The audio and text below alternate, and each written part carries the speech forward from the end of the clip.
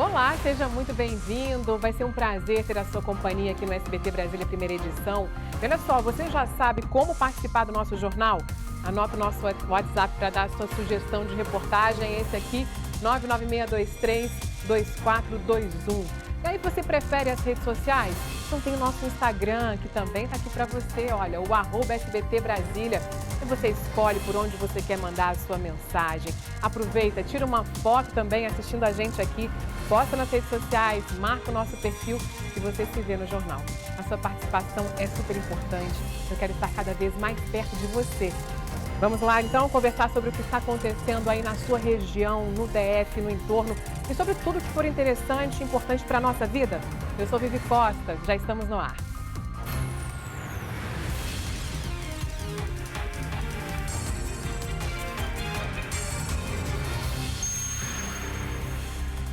Vamos trazer alguns destaques da edição de hoje com os nossos repórteres que já estão posicionados. Olha só, o júri popular decidiu condenar o advogado que atropelou a servidora pública no Lago Sul a 11 anos de prisão. Kátia Gomes. Exatamente, Viviane. Paulo Ricardo Milhomem foi sentenciado por tentativa de homicídio com 2 qualificadoras. Motivo fútil e emprego de recurso que dificultou a defesa da vítima. O tribunal do júri encerrou nessa madrugada depois de 15 horas de julgamento. Daqui a pouquinho eu volto com todos os detalhes desse caso. Combinado, Kátia. Investigações do caso do PM aposentado Jacob Vieira da Silva, encontrado morto em uma cisterna, avançaram. Uma dívida pode ter motivado esse crime, Vanessa Vitória? Até o momento, o valor já confirmado, R$600 mil, que foram transferidos para a conta de um dos suspeitos. Em 4 transferências, um total de R$600 mil, mais 150 mil em espécie, que também foram parar nas mãos dos suspeitos. Em instantes, eu trago os detalhes deste caso. Te espero, Vanessa. Em uma mala esquecida em Ministério da Ciência e Tecnologia, na verdade, essa mala foi lá encontrada perto desse prédio e aí o prédio teve que ser evacuado às pressas. É isso mesmo, foi agora de manhã, né, Maicon Leão? Isso sim, Vivi, um susto, operação montada aqui. Nesse momento a gente vê vários veículos aqui do Corpo de Bombeiros, da Polícia Militar, do BOP. Inclusive, as pessoas deixaram o prédio há cerca de 40 minutos com essa suspeita de bomba. Uma operação foi montada, inclusive a Polícia Federal já está aqui também. Em instantes a gente traz os detalhes dessa ameaça de bomba aqui na esplanada, Vivi. Imagina o susto, a apreensão, aí a gente está vendo agora, né, os funcionários aí por perto ainda. A gente volta com você então em instantes. Obrigada, Maicon. Uma pesquisa mostra que a luta contra o racismo não tem tido lugar de destaque nas escolas do Brasil. Dados da organização Todos pela Educação mostram a gravidade do assunto nas salas de aula.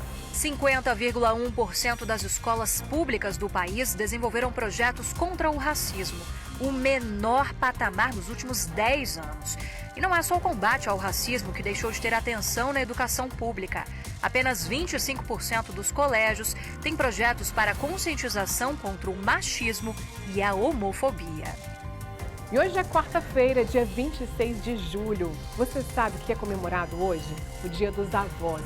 Então, se você puder, abraça os seus aí, dá um beijo, diz que ama, porque não tem carinho mais gostoso do que o de um avô, de uma avó, né? Vamos começar a edição de hoje juntos. Roda a vinheta.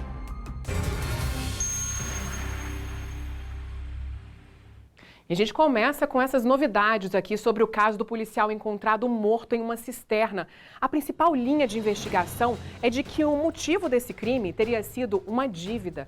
E olha só o valor, de cerca de R$1 milhão. A gente vai conversar agora então com a Vanessa Vitória, que tem mais informações sobre esse caso. Vanessa, é com você. Oi, Vivi, boa tarde para você, boa tarde para todo mundo. Então, aí uma questão patrimonial que envolve esse crime, está em torno desse crime. Até agora, a polícia já chegou à conclusão de que aconteceu aí, para a conta de um dos suspeitos, 4 transferências que totalizaram R$600 mil. Também foram parar nas mãos desses suspeitos R$150 mil, isso em espécie. Já foi confirmado esse valor pelo Bruno, o suspeito que foi preso hoje de manhã, que está aqui na delegacia agora. E quem vai contar mais detalhes deste caso, que está à frente dessa investigação, é o doutor Renato, que está aqui ao meu lado. Ele contou pra gente em coletiva, Vivi, que a polícia não trata em si com o patrimônio do Jacó, mas é impossível investigar esse crime que envolve questão financeira sem chegar aí ao dinheiro que ele tinha. Mas vai ser um pouco mais difícil, até mesmo do que descobrir efetivamente quem matou, chegar a quanto o Jacó tinha em termos de patrimônio, porque nem tudo estava em nome dele. Mas uma das pessoas de confiança dele para lidar com esse dinheiro era justamente o Bruno, que está aqui preso. Antes de chamar o delegado, eu só vou explicar para vocês com relação ao Bruno. Muita gente tratou o Bruno como enteado e até a advogada da família tinha pedido para corrigir isso. O Bruno era de confiança, um homem de confiança, um braço direito do Jacó, mas não era enteado. Jacó teve um relacionamento extraconjugal com a mãe do Bruno, com quem ele teve uma filha, que ele só foi reconhecer a paternidade depois. Essa filha acabou sendo registrada pelo pai, né, que seria o pai de criação, que é o pai que achou que seria o pai dela. Então, só para entender por que o Bruno entrou na vida do Jacó. Mas vamos à investigação e à prisão dele, que aconteceu hoje de manhã. Boa tarde, doutor Renato. Como é que vocês chegaram à prisão do Bruno? Ele veio à delegacia e se entregou? Vocês negociaram essa prisão? Conta pra gente. Boa tarde. Na data de ontem, nós cumprimos a medida de busca e apreensão na casa do Bruno. Ele não foi encontrado naquela ocasião. E a partir daí, iniciou-se uma negociação com o advogado dele. E hoje, pela manhã, ele se apresentou aqui na delegacia e nós cumprimos o mandado de busca de prisão temporária dele. E aí, doutor, o que ele diz? Ele assume? Vocês já tinham ouvido? Ele não chegou a ser ouvido, ele chegou a ser ouvido aqui. O Matheus, deixa eu dar um apanhadinho de quem é o Matheus, porque o Matheus também entra como suspeito aí nesse crime. 3 meses atrás, o Bruno, que era o braço direito, o homem de confiança ali do Jacó, traz para as negociações deles, para as empresas, o Matheus. O Matheus seria um sócio do Bruno. Então ele vem pro Jacó como uma pessoa de confiança do Bruno, que inclusive era tratado como irmão do Bruno. Então o Matheus entra nessa história e o Matheus, ele está foragido. Doutor, vocês também foram atrás do Matheus, esse sócio que entrou aí há 3 meses, e ele tirou tudo da casa e se mudou de lá?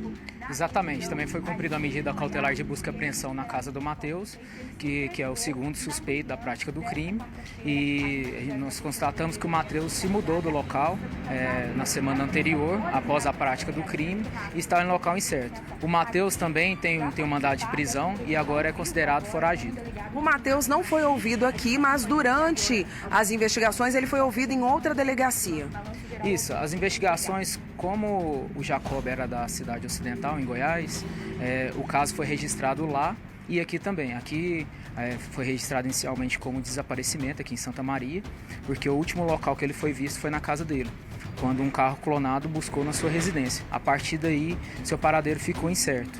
E as investigações foram seguindo, nós conseguimos localizar o corpo do Jacob em uma chácara que pertence ao Bruno, e seguimos com as apurações e conseguimos delimitar que a motivação seria patrimonial e o envolvimento do Matheus e do Bruno nessa prática desse crime. O Bruno assumiu, ele fala, o que ele diz? Após a prisão, o Bruno ainda não foi ouvido. Nós vamos fazer a oitiva dele hoje à tarde e confrontá-lo com os elementos de prova que nós colhemos ao longo da investigação. Quando ele foi ouvido, ainda não tinha sido localizado o corpo do Jacó, né? Para poder perguntar para ele, mas Bruno, o que o corpo estava fazendo na cisterna, na chácara que pertence a você? Isso, o Bruno foi ouvido anteriormente, o corpo ainda não tinha sido localizado na sua chácara e ele negou qualquer envolvimento e durante sua oitiva também manifestou confiança no Matheus, ele tratava o Matheus como irmão, então eles eram melhores amigos além de sócio.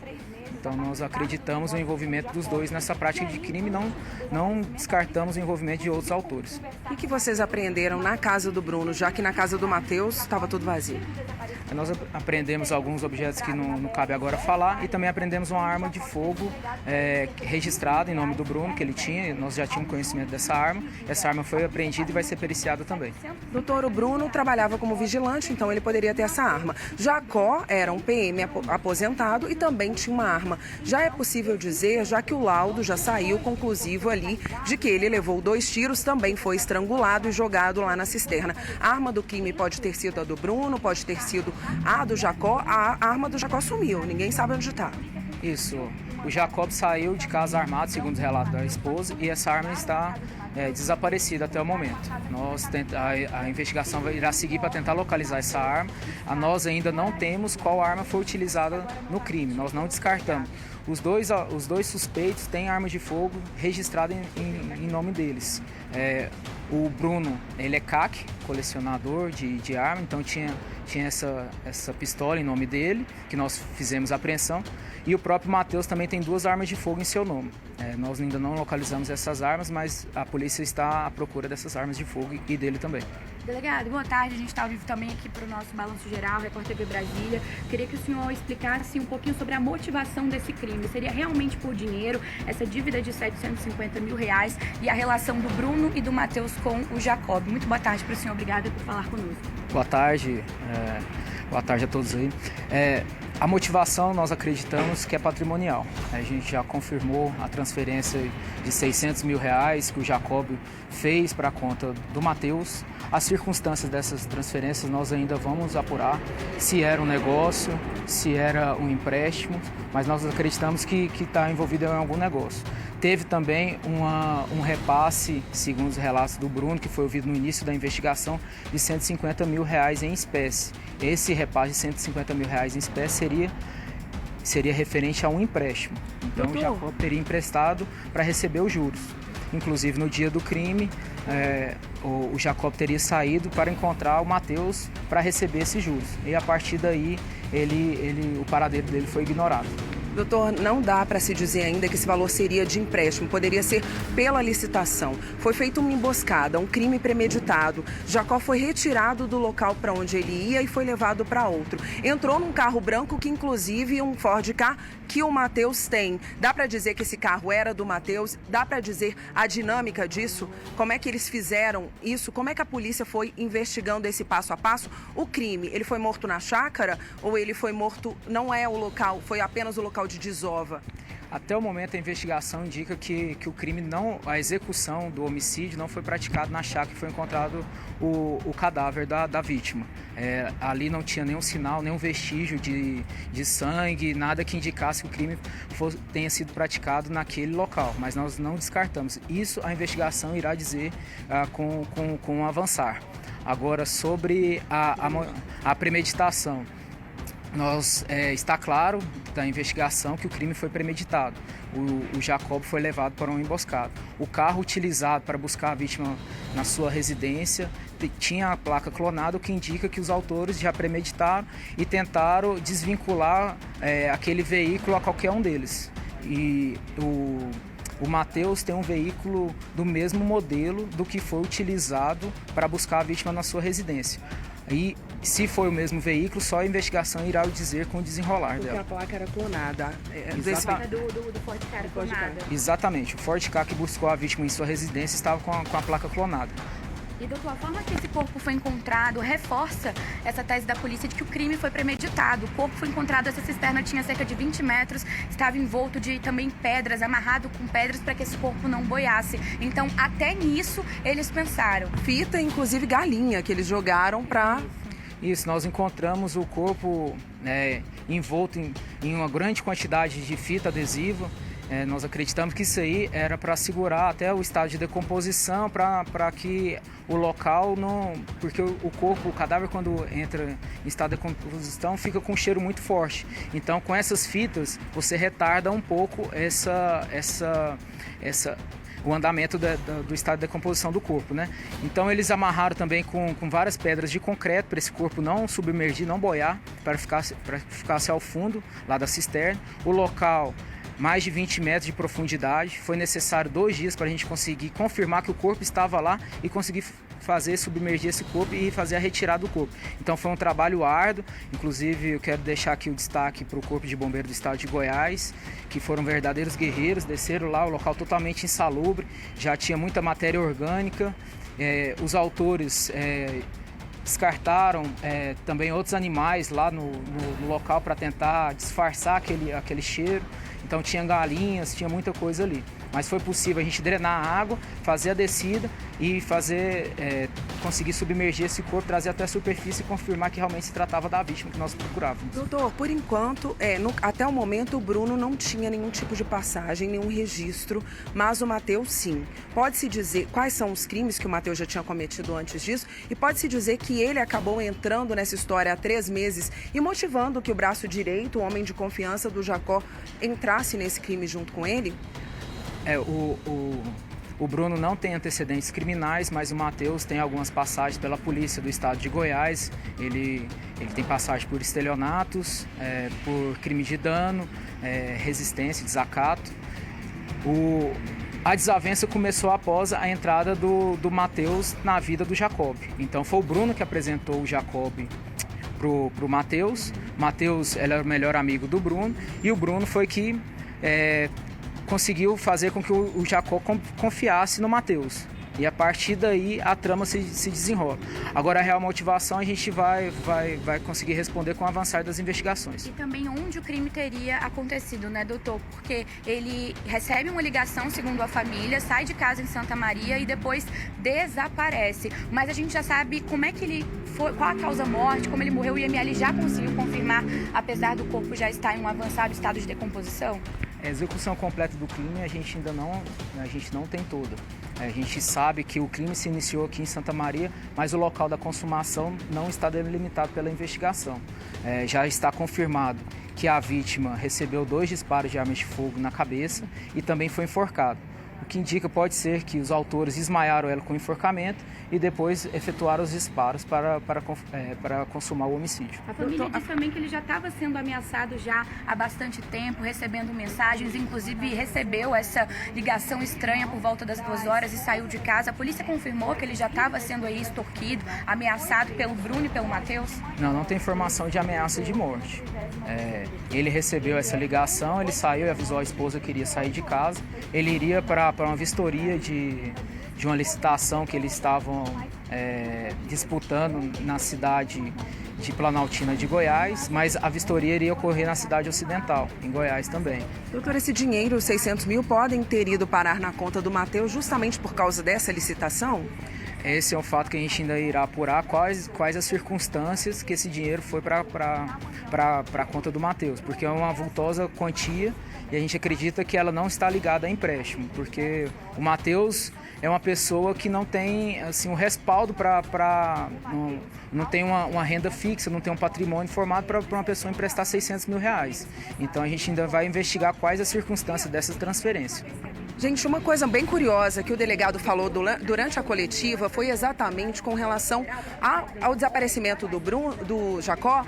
O Bruno disse que poderia assumir os negócios. Antes de encontrarem o Jacó na cisterna, doutor, o senhor falou isso na coletiva, ele poderia assumir os negócios. Então ele tinha interesse quando falaram, o Jacó está desaparecido e se ele tiver morrido mesmo, o que ele respondeu? Isso, o Bruno era uma pessoa de confiança da vítima. O Jacob era um homem de negócio e ele concentrava os negócios todos na pessoa dele. Então o Bruno era a pessoa mais próxima que auxiliava. E muitos negócios do Jacob não eram formalizados, então tinha muita coisa de boca, em anotações, não tinham contratos, não tinham vínculos formais. Então o Bruno é quem sabia desses negócios do Jacob. Com a morte do Jacob, o Bruno é que assumiria esses negócios. E ele falou, fez questão de dizer. Que assumiria, depois do desaparecimento, já com a notícia da morte, ele falou que assumiria esse negócio. Sim, segundo relatos de alguns dos familiares, em uma circunstância, foi questionado quem assumiria o negócio do Jacob, se confirmasse a morte dele, e o Bruno teria dito que seria ele a pessoa indicada. Como o Jacob não tinha filho homem e as filhas mulheres dele também não auxiliavam nos negócios, a própria família do Jacob desconhece todos os negócios que ele tinha. Sabia que ele era um homem de negócio, mas não conhecia a fundo os negócios dele. O Bruno era a pessoa mais próxima que conhecia mais de perto esse tanto de negócio que ele tinha. Só pra gente concluir aqui por hora, negócios que eram milionários, né, doutor? Isso, são negócios de alto valor, a gente ainda não precisou ao certo, mas ele tinha muitos valores na praça aí.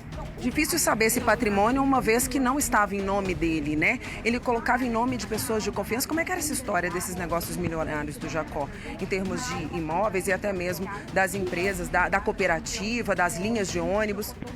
O Jacob, pelo que a gente apurou até o momento, ele colocava, as pessoas abriam empresa e ele entrava com o capital e dividia isso. Então ele era um sócio oculto dessas empresas. E a partir daí ele tirava a sua renda, o pessoal pagava, o lucro ia para ele. Então ele dividia o lucro, mas os negócios estavam em nome de terceiro. Doutor, o Matheus agora foragido, a população pode ajudar de alguma forma, de maneira anônima, ajudar a polícia nessa investigação e na localização dele? Nós contamos com a colaboração da população. A Polícia Civil tem vários canais que podem ser formalizadas as denúncias anônimas. Nós temos 197, o WhatsApp da Polícia Civil também, o site da PCDF. Então nós contamos com a colaboração da população. Se tiver alguma informação acerca do paradeiro, até mesmo da prática do crime, pode fazer a denúncia, nós garantimos o anonimato. A oitiva do Bruno acontece hoje à tarde.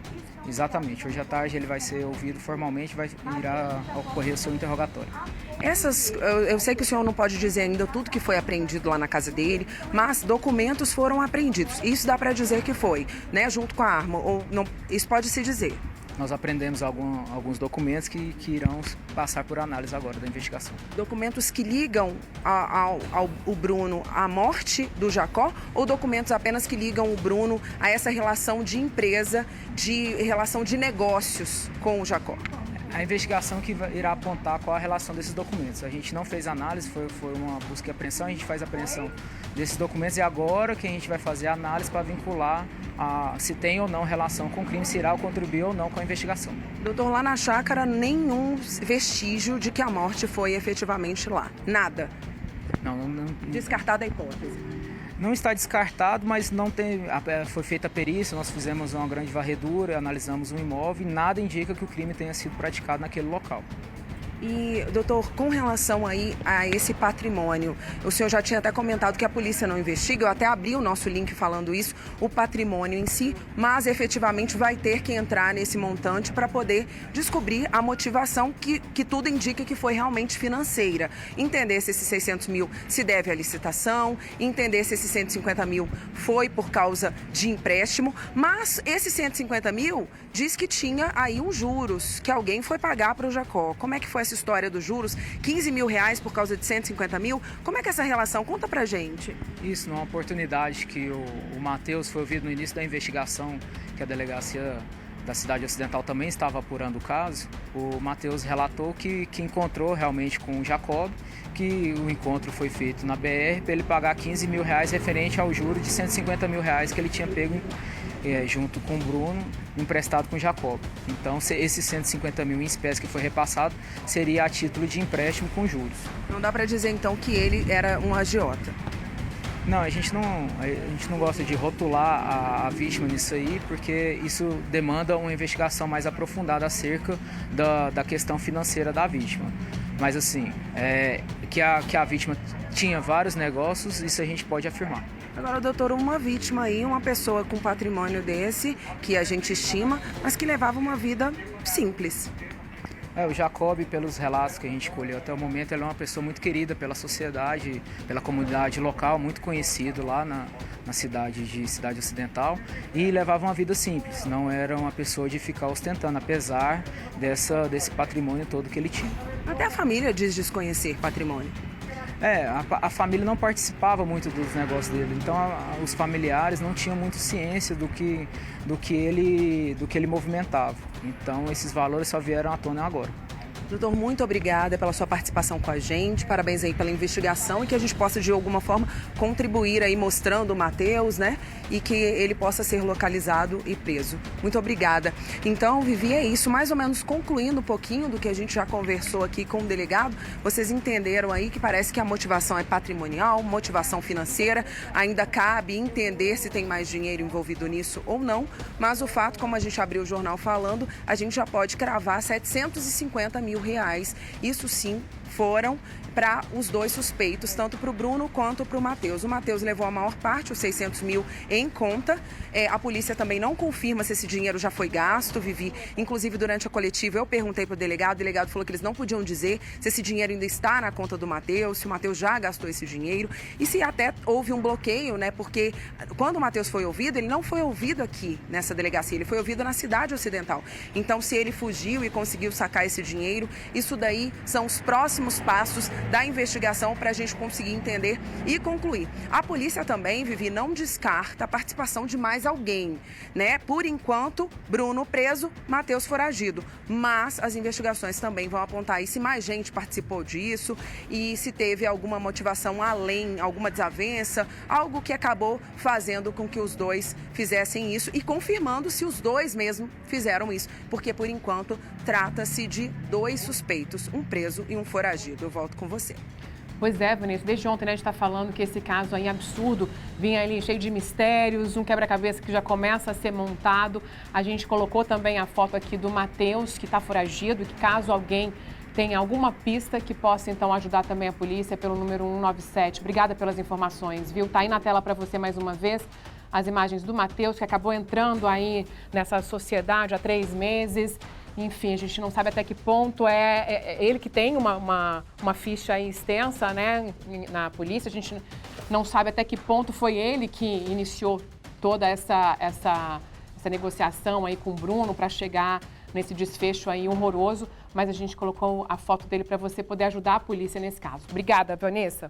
Vem aqui comigo. Olha só, vamos aqui para o telão, porque, gente, houve um susto hoje, aqui bem no centro da cidade, lá no Ministério da Ciência e Tecnologia. O prédio teve que ser evacuado às pressas agora há pouco. O Maicon Leão correu para lá para contar para a gente como é que está a situação por aí, o que foi que aconteceu, Maicon?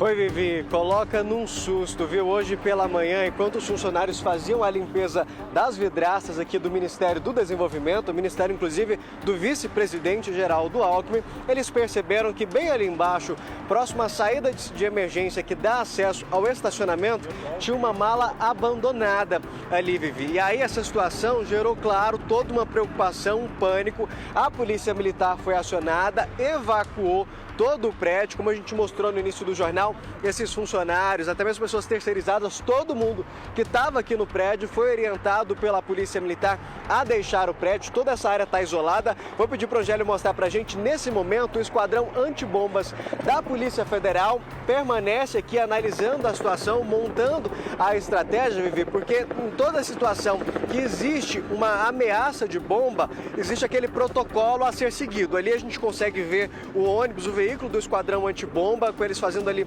as análises. A mala continua ali no local em que ela foi encontrada, próximo à saída de emergência que dá acesso ao estacionamento aqui do Ministério do Desenvolvimento. Nesse momento, toda essa região aqui está isolada. A gente vai até voltar ali para a parte onde as pessoas, Vivi, que trabalham, os funcionários do Ministério, estão aguardando até para saber se eles vão voltar até o expediente, como é que vai funcionar essa situação. A Polícia Militar, a gente vê aqui o Batalhão de Operações Especiais, o BOP também, junto com o Esquadrão Antibomba, mas por se tratar de um prédio federal, é a Polícia Federal quem está à frente, justamente fazer a análise nesse material que foi encontrado, nessa mala. Ela permanece ali no local. Segundo fontes, o vice-presidente Geraldo Alckmin diz que nessa mala, Vivi, teria ali um exemplar da Constituição Federal. Mais outros detalhes do que estaria ali dentro, se existe realmente essa suspeita, indícios que indicam para essa bomba, ainda não foi confirmado. Mas, como a gente já mostrou em outras situações, existe um protocolo a ser seguido em todas as situações. E nesse caso não é diferente. A gente vê toda essa área que foi isolada, as pessoas de fora aguardando para terem mais informações. No momento, Vivi, em que a Polícia Militar começou a orientar para que essas pessoas deixassem o prédio, algumas pessoas ficaram assustadas, chegaram a passar mal. o Corpo de Bombeiros deu apoio para essa situação. Inclusive, mais cedo a gente tinha outras viaturas daquelas de ambulância, de atendimento médico mesmo aqui no local, para atender essas pessoas que ficaram com tanto medo, assustadas com a situação, que chegaram a desmaiar aqui na calçada, onde foram atendidas pelo Corpo de Bombeiros. A gente vê nesse momento algumas outras pessoas reunidas ali, esperando para entender como é que vai ser, o que vai acontecer, se realmente trata-se de uma bomba. O que se sabe até agora, Vivi, é que por volta de 9 horas da manhã, eles perceberam esse objeto deixado ali na saída de emergência, que inclusive dá acesso para o estacionamento. Começaram as especulações, a conversa circulou pelo prédio e aí alguém decidiu chamar a polícia militar, e aí por volta de 11 horas todo o prédio foi isolado, evacuado. A gente inclusive andando por aqui consegue perceber que realmente está todo isolado, com fita zebrada, tanto na outra parte que você consegue ter acesso à lateral de lá do Ministério. Então, enquanto a Polícia Federal não conseguir fazer ali uma varredura nessa mala, entender o que está acontecendo, seguir todo aquele trâmite que a gente já mostrou aqui no SBT Brasília, primeira edição, que é necessário quando existe uma suspeita de bomba, eles não vão retirar ali o objeto, mas tudo está sendo analisado, uma operação mesmo foi montada para entender se existia ali uma ameaça de bomba, se alguém apenas esqueceu essa mala ali, como a gente já mostrou em outros casos ali no setor hoteleiro, se foi alguém que acabou esquecendo dessa mala ou se sim se tratava de uma ameaça, pelo menos para dar um susto. Então a Polícia Federal agora vai investigar todos os detalhes dessa situação. O que a gente sabe mesmo, Vivi, é que quem estava aqui trabalhando se assustou com toda essa situação, com todo esse aparato policial, do Corpo de Bombeiros. Inclusive, muita gente se assustou de precisar de atendimento médico. Algumas pessoas chegaram a ficar caídas aqui no chão com essa situação. Claro, imagina você estar ali trabalhando, alguém vira, ó, a gente vai precisar evacuar o prédio agora porque existe uma suspeita de bomba. Foi o que aconteceu hoje aqui no Ministério do Desenvolvimento. No momento da evacuação, Vivi, o vice-presidente, também ministro, não estava aqui, ele estava no Palácio da Alvorada, mas tem acompanhado todo esse andamento, está em contato direto com a Polícia Federal, que é quem assume a investigação a partir de agora e todo esse procedimento, mas ainda com o aparato da Polícia Militar, do Corpo de Bombeiros. A gente percebe que o Batalhão de Operações Especiais da Polícia Militar, o BOP, também o Esquadrão Antibombas reforça, mas é uma operação que agora uniu forças aí, como a gente disse, por se tratar de um prédio federal, um prédio onde o vice-presidente da República trabalha. Essa frente segue para a Polícia Federal, onde tudo está sendo acompanhado. Mas imagina, você está ali trabalhando e de repente, ó, vamos precisar descer agora porque pode ser que tenha uma bomba aqui no prédio, Vivi. Foi o que aconteceu aqui no Ministério do Desenvolvimento. Deus me livre, Maicon, que desespero mesmo, né? O pessoal realmente sai correndo e nessa hora ainda tem que ter um treinamento para saber como que faz isso sem causar nenhum transtorno maior. Agora, ô Maicon, deixa eu te perguntar, aí por perto, nos outros prédios e o trânsito, como é que tá? Tá liberado? Vivi, o trânsito segue liberado aqui na esplanada dos ministérios, só o acesso aqui ao Bloco J, que é justamente onde fica o Ministério do Desenvolvimento, que ele está interditado, até por conta que a polícia quer justamente evitar que tenham pessoas aqui ao redor. Toda essa área, ela foi isolada, mas o tráfego aqui na esplanada dos ministérios segue normal. O que tem acontecido é uma certa lentidão aqui na altura do Ministério, por conta da curiosidade das pessoas, sem entender o que está acontecendo, por conta dessa movimentação de viaturas, de polícia e, como a gente disse, Polícia Militar, Polícia Federal. Então as pessoas passam um pouco mais devagar para entender o que está acontecendo, mas sem interdições no eixo monumental, dá para a pessoa passar tranquilo por aqui. Só tem que ter um pouquinho de paciência, porque na altura aqui do Ministério, que inclusive subindo para a Torre de TV é o último, tem um pouco de lentidão, mas sem prejudicar o trajeto, viu, Vivi? Mas foi o susto das pessoas que estavam aqui na hora trabalhando, que foram surpreendidas com essa situação. Como a gente disse, algumas pessoas ali no início chegaram a escutar essa conversa da bomba, mas realmente foi um susto logo pela manhã, quando essas pessoas chegaram ali, estavam trabalhando trabalhando no dia a dia normal, quando esses policiais chegaram para falar, olha, a gente vai precisar descer todo mundo, evacuar o prédio por conta dessa situação. Existe uma mala ali fora, suspeita de bomba, e aí essas pessoas desceram ali, estão aqui embaixo ainda aguardando. Muitas delas não foram liberadas para ir embora, porque existe a possibilidade dessa mala ser retirada dali, ser descartada dessa possibilidade de bomba, e aí todo mundo volta a trabalhar ao longo da tarde. Mas foi um susto que vocês passaram ali pela manhã. Como é que foi? Não posso falar não, meu filho. Não pode? Só contar como é que foi. A senhora estava ali trabalhando na hora. Acontece, Vivi. Algumas pessoas preocupadas com a situação, com o emprego, mas exatamente isso. Algumas dessas pessoas não estão liberadas para voltar para casa, vão permanecer por aqui, porque assim que for descartada essa possibilidade de bomba ou se confirmar a Polícia Federal retirar o objeto, o Ministério deve voltar a funcionar na parte da tarde, mas a gente vê as pessoas ainda preocupadas, assustadas, evitando falar sobre o assunto, mas todo mundo aqui ainda tentando entender o que aconteceu. É uma bomba mesmo? É só uma mala escondida? A Polícia Federal ainda trabalha para responder essa pergunta, Vivi. É natural, às vezes o funcionário fica com receio mesmo de falar ali o que aconteceu, né, Maicon? Mas é importante aí você ter trazido essas informações, inclusive em relação ao trânsito, porque, Maicon, agora nesse horário, olha, agora meio-dia 19, bem no horário do almoço, muita gente está saindo do trabalho para ir almoçar em casa, ou vai pegar o filho na escola, enfim, acaba o movimento aumentando nessa região. E, Maicon, com essa imagem aí agora, olha que o Dentinho está mostrando pra gente, um pouquinho para a esquerda, eu fiquei em dúvida se aquele acesso para L2, ele está fechado. Muita gente sai aí dos ministérios, né, da esplanada, e quer pegar ali aquela primeira entrada, olha, eu tô vendo ali um carro do Corpo de Bombeiros ali, essa entrada já é aquela que vai para o eixinho, para L2, que o pessoal também consegue pegar para o eixinho ali? Exatamente, a entrada que dá acesso ao eixinho ali, a L2, o Angélio estava mostrando pra gente, foi interditado porque ela passa bem na lateral do estacionamento onde essa ameaça de bomba ali, essa mala foi encontrada. Então, esse acesso aqui do eixinho, ele tá, na verdade, da L2, ele tá fechado, mas você consegue subir e ter acesso por outras vias alternativas. Então, só recapitulando, para quem está assistindo agora, vai passar aqui pela esplanada dos ministérios, o acesso ao Ministério do Desenvolvimento, que é o bloco J, esse, claro, está fechado por conta da interdição, mas a outra parte que pode afetar é justamente esse acesso aqui da L2, que daria acesso também ao setor bancário, setor de autarquias. Essa parte aqui está fechada, aí o motorista vai ter que pegar uma rota alternativa e eu explico agora para você, inclusive mostrando o porquê desse fechamento. Os veículos passariam bem ao lado do estacionamento onde essa mala foi deixada e onde está montado a base ali do esquadrão antibombas da Polícia Federal. Então, poderia oferecer ali justamente um risco para esses motoristas. Então, essa parte aqui, ela foi fechada, não dá para passar veículos nem pedestres. Inclusive, quando alguém tenta passar a pé por ali, ó, Vivi, não é autorizado, é orientado por esses policiais a retornarem, justamente por conta dessa operação. A base, ela foi montada ali, a gente consegue perceber, inclusive, alguns policiais ali mexendo em alguns objetos para fazer a análise dessa mala que continua, Vivi, lá no local onde ela foi encontrada hoje pela manhã, Vivi.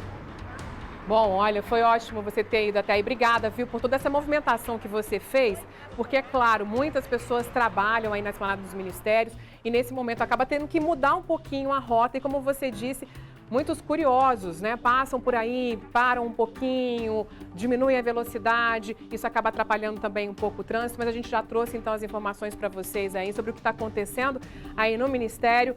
E, graças a Deus, todo mundo bem. Depois de um susto, algumas pessoas ali acabaram desmaiando, precisaram de um atendimento, mas tudo bem. Qualquer novidade que você tenha aí sobre esse caso, pode acionar a gente, viu, Maicon? Até já. Agora, olha só, depois de um julgamento que durou 15 horas, o advogado Paulo Ricardo Milhomem, que perseguiu e atropelou Tatiana Matsunaga no Lago Sul, um caso que ficou muito conhecido, chocante aqui no DF, ele foi condenado a 11 anos de prisão. A gente estava acompanhando desde ontem o início desse julgamento, então agora a gente vai conversar com a repórter Kátia Gomes para saber mais detalhes.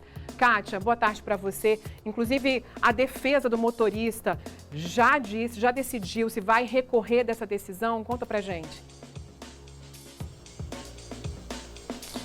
Oi, Viviane, boa tarde para você, boa tarde a todos. Sim, eles vão recorrer dessa decisão porque a defesa entende que há ali a justificativa, né, para condenar o advogado Paulo Ricardo Milhomem não condiz exatamente com o que aconteceu, né? Inclusive, nós estamos aqui com um advogado que representa o advogado Paulo Ricardo Milhomem. Como você disse, ele foi condenado a 11 anos de prisão e, inclusive, eu vou falar aqui por que motivo, né? Ele foi condenado, segundo, né, o juiz, ele foi sentenciado por tentativa de homicídio com 2 qualificadoras.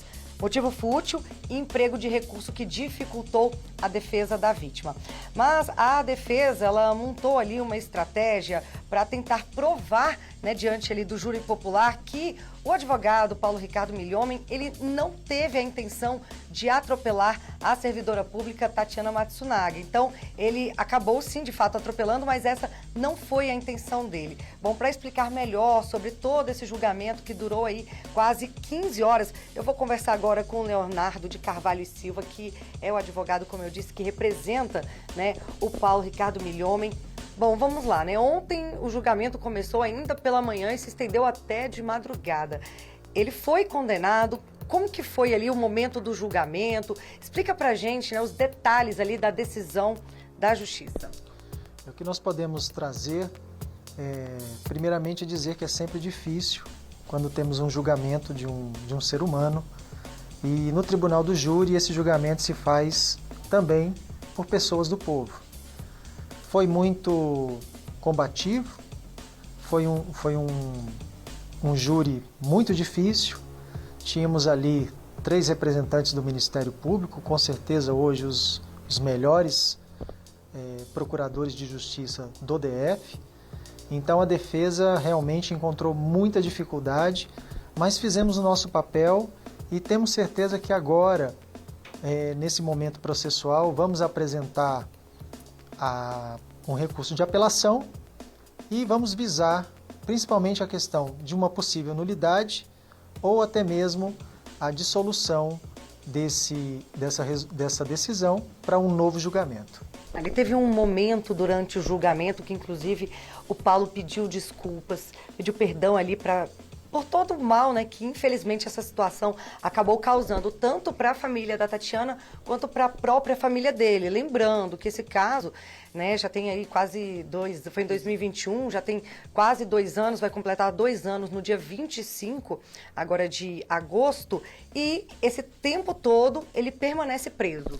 Sim, Cátia, o que eu posso te dizer é que nós estávamos no Tribunal das Lágrimas, onde ninguém ganha.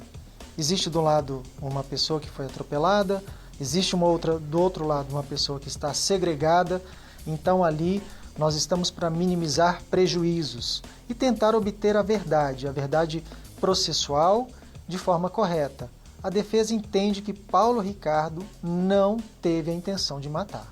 É importante até relembrar, né, para quem não acompanhou esse caso, aconteceu ali uma discussão de trânsito, né, os dois teriam ali discutido, segundo, né, como você estava me explicando, segundo a defesa, a Tatiana Matsunaga acabou irritada ali, deu luz alta, buzinou, acabou falando algumas palavras ali no trânsito. O advogado Paulo Ricardo Milhomem foi até a residência dela e nesse momento ele foi fechado, né? O carro dele foi bloqueado ali na porta da casa da Tatiana. Explica pra gente, relembra todo esse caso pra gente, por favor.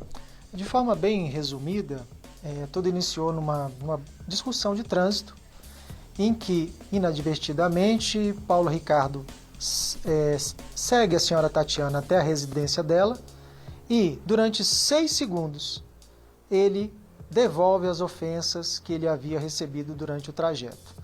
Passado isso, para ele, já havia acabado a briga de trânsito.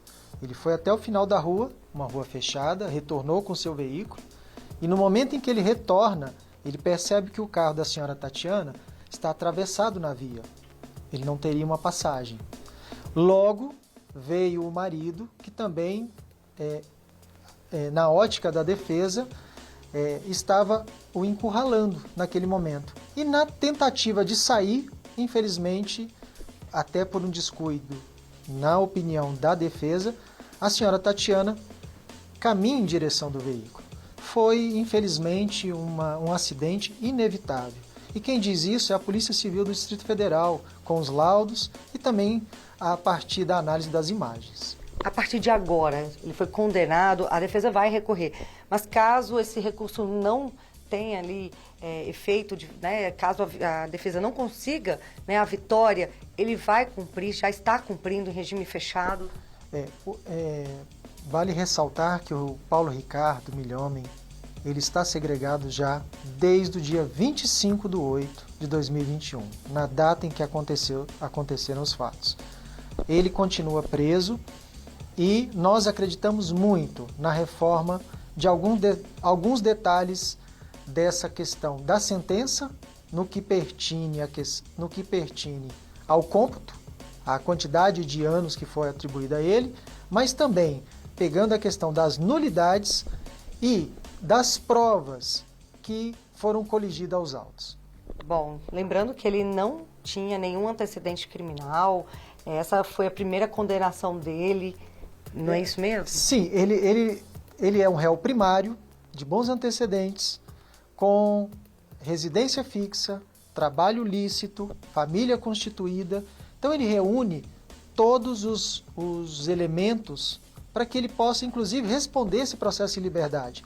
A defesa também fará um recurso paralelo, possivelmente um habeas corpus, buscando que essa medida preventiva, tendo em vista que não há trânsito em julgado, ainda não terminou, nós vamos recorrer, ele possa responder o restante em liberdade. Muito obrigado pela sua participação. Antes de encerrar, eu vou só falar a parte da Tatiana Matsunaga. Eles preferiram não gravar entrevista por conta do julgamento. A Tatiana está muito abalada ainda, mas eles encaminharam uma nota dizendo o seguinte: a família da senhora Tatiana Matsunaga considera que foi um julgamento muito importante em que prevaleceu a justiça. Agora, ela segue focada em sua recuperação e em cuidar de sua família. Relembrando, por conta do acidente, ela teve diversas sequelas e continua, inclusive, ainda fazendo tratamento. Viviane, eu volto com você. Obrigada, Kátia. Olha, a gente vai voltar a falar daquele caso de uma suspeita de bomba lá na Esplanada dos Ministérios, no Ministério da Ciência e Tecnologia, onde a gente estava agora há pouco com o Maicon Leão, e ele continua lá porque está tendo uma outra movimentação. Maicon, conta pra gente o que está acontecendo aí nesse momento. Oi, Vivi. Nesse momento, a gente acompanha o trabalho do Esquadrão Antibombas da Polícia Federal.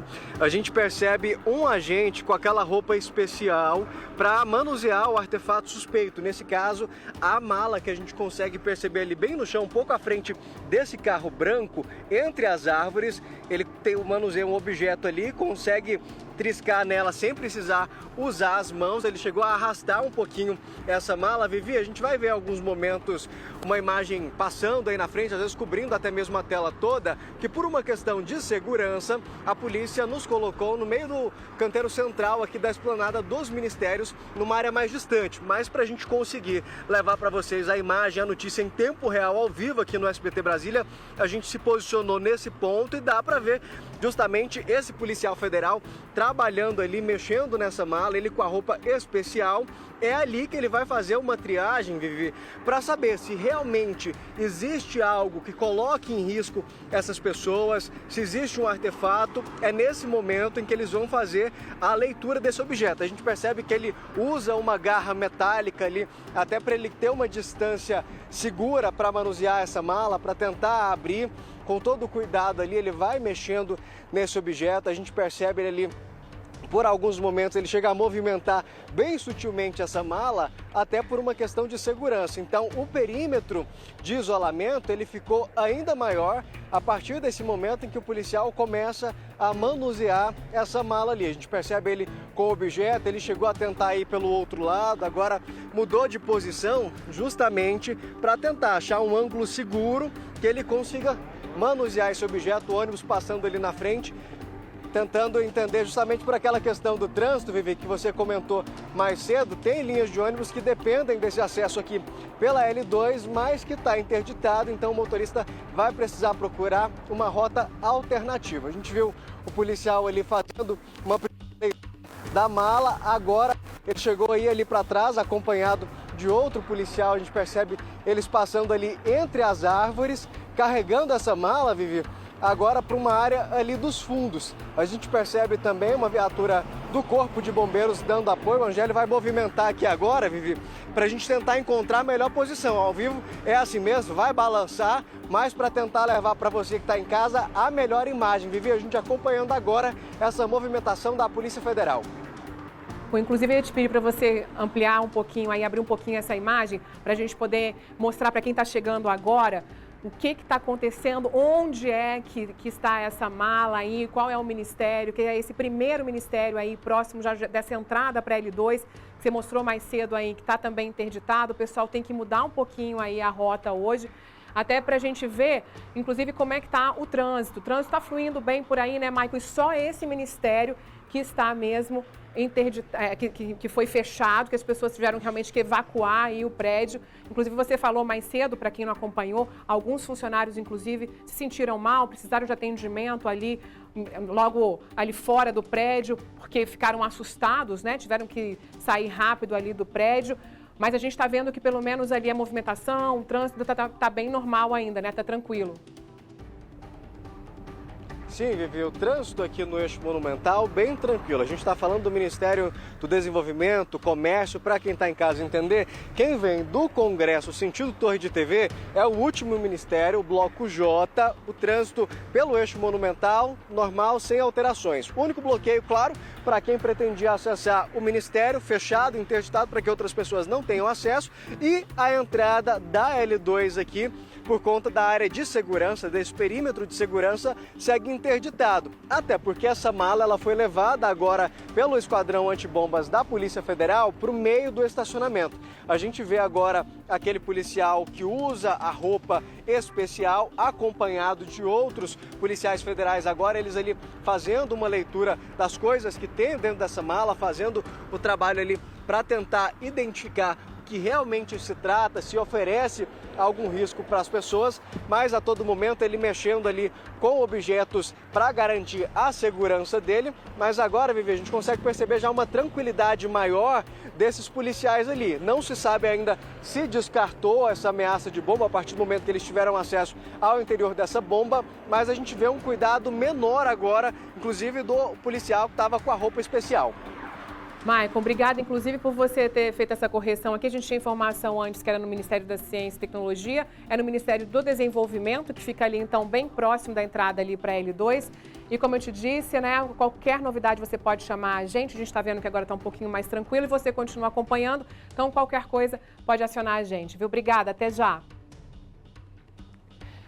E olha só, gente, o filho mais velho do superastro do basquete e da NBA, LeBron James, sofreu uma parada cardíaca quando ele participava de um treino em uma universidade dos Estados Unidos.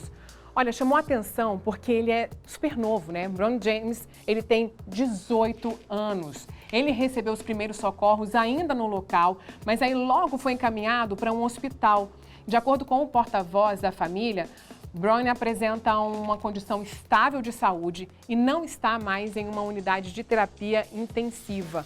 No mesmo comunicado, a família pediu respeito e privacidade. Claro, né? A gente respeita sempre. Agora, chamou muita atenção, como eu falei para vocês, né? Então, sobre esse assunto aí, está conosco ao vivo o médico cardiologista Thomas Osterni.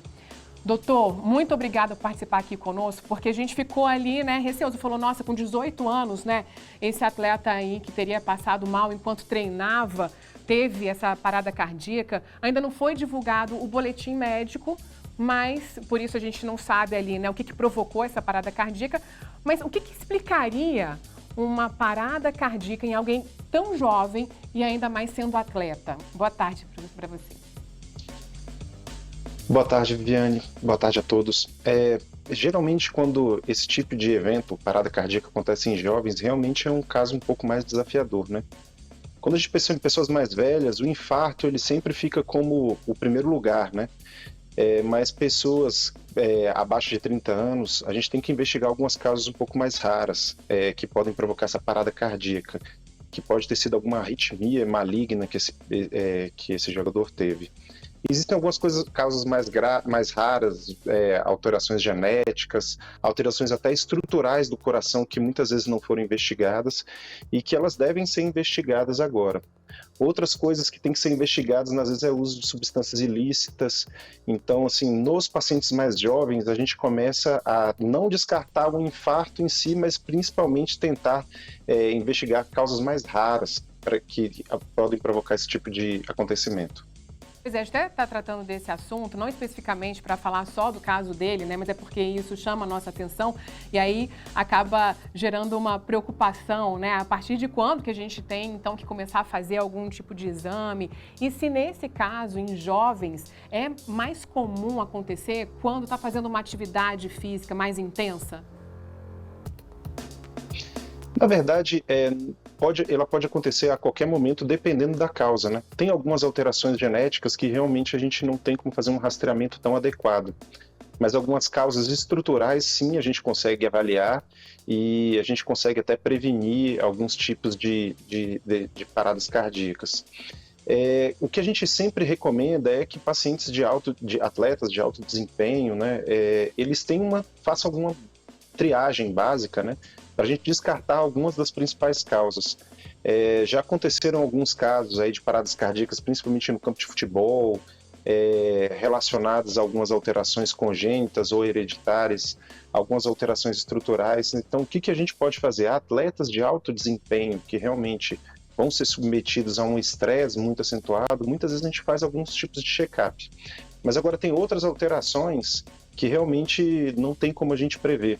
E aí, realmente, após o primeiro evento, que a gente faz a investigação completa, até para a gente tentar prevenir novos eventos. Thomas, quais são os principais sintomas assim, que são alerta para a gente saber se está acontecendo alguma coisa? Eu falo isso tanto para quem está fazendo uma atividade física, durante uma atividade física, ou até para adolescentes ali, a gente está falando ali de 18 anos, que de repente ele não está praticando uma atividade física, mas tem algum sintoma. É diferente em relação a pessoas que são mais velhas? Na verdade, assim, os sintomas, eles são basicamente os mesmos, até porque pacientes mais novos, eles não têm uma tendência a manifestar alterações atípicas, sintomas atípicos. Então, alguns sintomas que a gente tem que prestar atenção episódios de palpitação, sensação de que o coração está muito acelerado, desproporcionalmente à carga de esforço que ela vem fazendo, um cansaço excessivo, maior do que o habitual, a uma mesma atividade que o paciente vem fazendo, ou muitas vezes, até pensando no infarto, uma dor no peito, aquela dor em opressão que acomete principalmente o lado esquerdo, podendo irradiar para o braço esquerdo, são os principais sintomas que a gente tem que ficar atento, né? Principalmente quando relacionados ao esforço físico, né? Thomas, muito obrigada, viu, pelas dicas, pelas orientações aqui para quem está acompanhando com a gente. Uma ótima tarde para você. Uma boa tarde a todos. E vamos acionar agora a repórter Kátia Gomes mais uma vez. Agora ela acompanha um outro caso registrado como tentativa de feminicídio. Olha só essa história. Lá na Estrutural, um homem de 43 anos com registro do CAC, que é para caçador, atirador ou colecionador, foi preso depois de atirar contra a filha de 21 anos com uma arma registrada. Olha, vamos conversar aqui com a Kátia. Então, Kátia, foi na verdade aí uma discussão entre família que quase acabou em tragédia? Exatamente, Viviane. E olha, sabe o motivo? Foi por causa de dois gatos que a mulher desse homem estava criando em um lote vizinho, né? O que aconteceu? Marido e mulher começaram a discutir, o homem reclamando por causa desses dois gatos que a esposa estava criando e começou a fazer ameaças. A mulher, com medo do marido, que já é bastante violento, mandou uma mensagem para a filha pedindo que ela chamasse a polícia. Mas essa filha, né, uma jovem de 21 anos, ao invés de chamar a polícia, ela foi até a casa dos pais para tentar ali ali resolver a situação. Chegando na residência, o pai começou a discutir com a filha, os dois ali começaram, né, uma briga, e a filha e a mãe ficaram com medo do homem que estava ali armado e bastante violento, e aí fugiram e tentaram se esconder em uma loja que fica ali bem próximo à residência do casal, que fica na cidade estrutural. A filha se escondeu dentro do banheiro, o homem foi atrás dela, perguntou ali para a dona da loja onde estava a filha. Ela disse que ela não estava lá, mesmo assim, ele conseguiu localizá-la escondida ali no banheiro e disparou 2 vezes. Inclusive o tiro ali, dá para ver, porque tem uma foto, atravessou a porta. Um desses disparos acabou atingindo a nádega da jovem de 21 anos. Esse homem, que tem 43 anos, ele foi preso, né? A filha recebeu ali atendimento médico dos bombeiros, né? Todo o atendimento, foi levada para o hospital e passa bem. Bom, a delegada responsável por esse caso, da 8ª DP, ela encaminhou um vídeo explicando toda essa situação. Vamos assistir agora. O homem brigava com a sua esposa em razão de um casal de gatos que a mulher criava no lote vizinho. A esposa então ligou para a própria filha, solicitando que ela acionasse a polícia, pois estava com receio do marido vir a agredi-la. A filha, sabendo do histórico agressivo do pai, se deslocou imediatamente à casa dos pais. Então iniciou uma discussão entre a filha e o pai. A mãe e a filha saíram do local para poder se resguardecer em uma loja vizinha na esquina. O pai, que possui arma de fogo, uma pistola 9mm, em razão dele ser CAC, se apoderou dessa pistola e foi atrás de sua filha, a qual estava escondida no banheiro desta loja. O homem entrou na loja já perguntando para a proprietária onde está a menina. E a proprietária não quis dizer, falou que não tinha ninguém. Mesmo assim, o homem foi em busca da sua própria filha, deu 2 disparos, sendo que um deles atingiu as nádegas dessa menina de 21 anos. A filha foi socorrida pelo Corpo de Bombeiros ao hospital de base e passa bem. O homem, ele já possuía passagens pelo crime de violência doméstica e sede da Lei Maria da Penha, ameaça, dano e lesão corporal. Encontra-se à disposição da Justiça e, se condenado, pode pegar uma pena de até 20 anos de reclusão. Gente, que loucura, né, Kátia? Você trouxe aí essa motivação que seria por conta dos gatos, mas a gente já observa aí que ele era um homem meio violento, né? Ele já tinha outra ocorrência em relação a isso? Sim, inclusive, né, como a delegada disse, ele já é investigado, viu, no âmbito de outro inquérito por violência doméstica contra a própria mulher. Além disso, tem 2 termos circunstanciados de ocorrência registrados contra ele por ameaça, dano e outros 2 por lesão corporal. Agora, se ele for condenado, ele pode ficar até 20 anos preso, Viviane. Obrigada, Kátia. Até já. E olha só, metade das escolas públicas do Brasil não tem projetos para poder combater o racismo. E precisa, né? Quando o assunto é machismo ou homofobia, esse percentual é ainda menor. E esses dados são de um estudo da ONG Todos pela Educação. Vamos ver. Em uma escola de Ceilândia, o racismo veio embalado em papel de presente para a professora.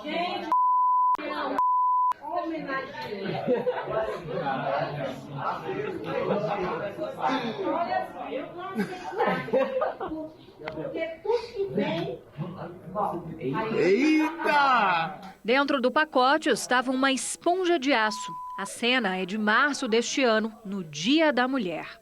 Dados da organização Todos pela Educação mostram a gravidade do assunto nas salas de aula. Apenas metade das escolas públicas do país desenvolve projetos contra o racismo, o menor patamar dos últimos 10 anos. E não é só o combate ao racismo que deixou de ter atenção na educação pública. Apenas 25% dos colégios têm projetos para conscientizar os alunos contra o machismo e a homofobia. Especialistas afirmam que a falta de incentivo no combate à discriminação racial, de gênero e de orientação sexual cresceu na onda conservadora dos últimos anos. Transformar as escolas em ambientes de acolhimento da diversidade é fundamental para manter os alunos dentro de sala de aula. Entre os que pesquisam o tema, o consenso é de que hoje em dia não basta não ser racista, é preciso ser antirracista. Então, jovens negros, crianças negras têm um desenvolvimento menor na educação, muito provavelmente por conta dessas situações de estresse, de violência, que não necessariamente é física, mas também simbólica. A secretária do Ministério da Educação, Zara Figueiredo, defende uma mudança de rota para voltar a criar políticas estruturantes e que permaneçam independente do governo. Nós já temos um conjunto forte, robusto, denso de legislação. O que nós precisamos agora é traduzir toda essa robustez normativa em ações, em programas, mas principalmente numa política de Estado. E para isso, um movimento importantíssimo é que isso entre dentro do nosso próximo Plano Nacional de Educação. Tem que sair do papel, né? Colocar em prática. Vamos acionar de novo aqui a repórter Vanessa Vitória. Ela acompanha as investigações da morte de Jacob Vieira, que é um policial aposentado, encontrado morto em uma cisterna na semana passada. E como nós mostramos aqui no início da edição, a polícia prendeu um suspeito e uma outra pessoa está foragida. Ambos eram sócios de Jacó e um desses aí, o Bruno Oliveira Santos, ele era irmão de uma filha biológica, fruto de um relacionamento de Jacob. Gente, essa história era cheia de mistérios, a gente está agora fechando esse quebra-cabeça, né? Ele era considerado uma pessoa de confiança da vítima e a repórter Vanessa Vitória está agora com a esposa de Jacob e fala com a gente ao vivo. Oi, Vivi, com você. Olá, Vivi, boa tarde de novo para você, para todo mundo que nos acompanha. Vivi, você esclareceu novamente aí algumas questões que não ficaram muito claras, mas que a gente já vem esclarecendo ao longo dessa semana, que realmente Bruno não era enteado de Jacó. Jacó não era padrasto do Bruno. A irmã biológica do Bruno foi fruto de um relacionamento extraconjugal que aconteceu lá no passado do Jacó. Inclusive, ela nem tinha sido registrada por ele, foi registrada pelo marido da mãe dela na época. Isso a gente já esclareceu. Eu estou reforçando isso porque eu estou na casa da viúva. E isso é uma coisa que está deixando a família muito apreensiva com relação a algumas informações. Então, a gente esclarece que ele não era o padrasto e ele não era enteado. E um outro ponto que a família também quer esclarecer com relação a isso, essa relação do Jacó com o Bruno, é que em momento algum o Jacó aqui nessa casa ele falou que estava sendo ameaçado, que ele estava sofrendo algum tipo de ameaça.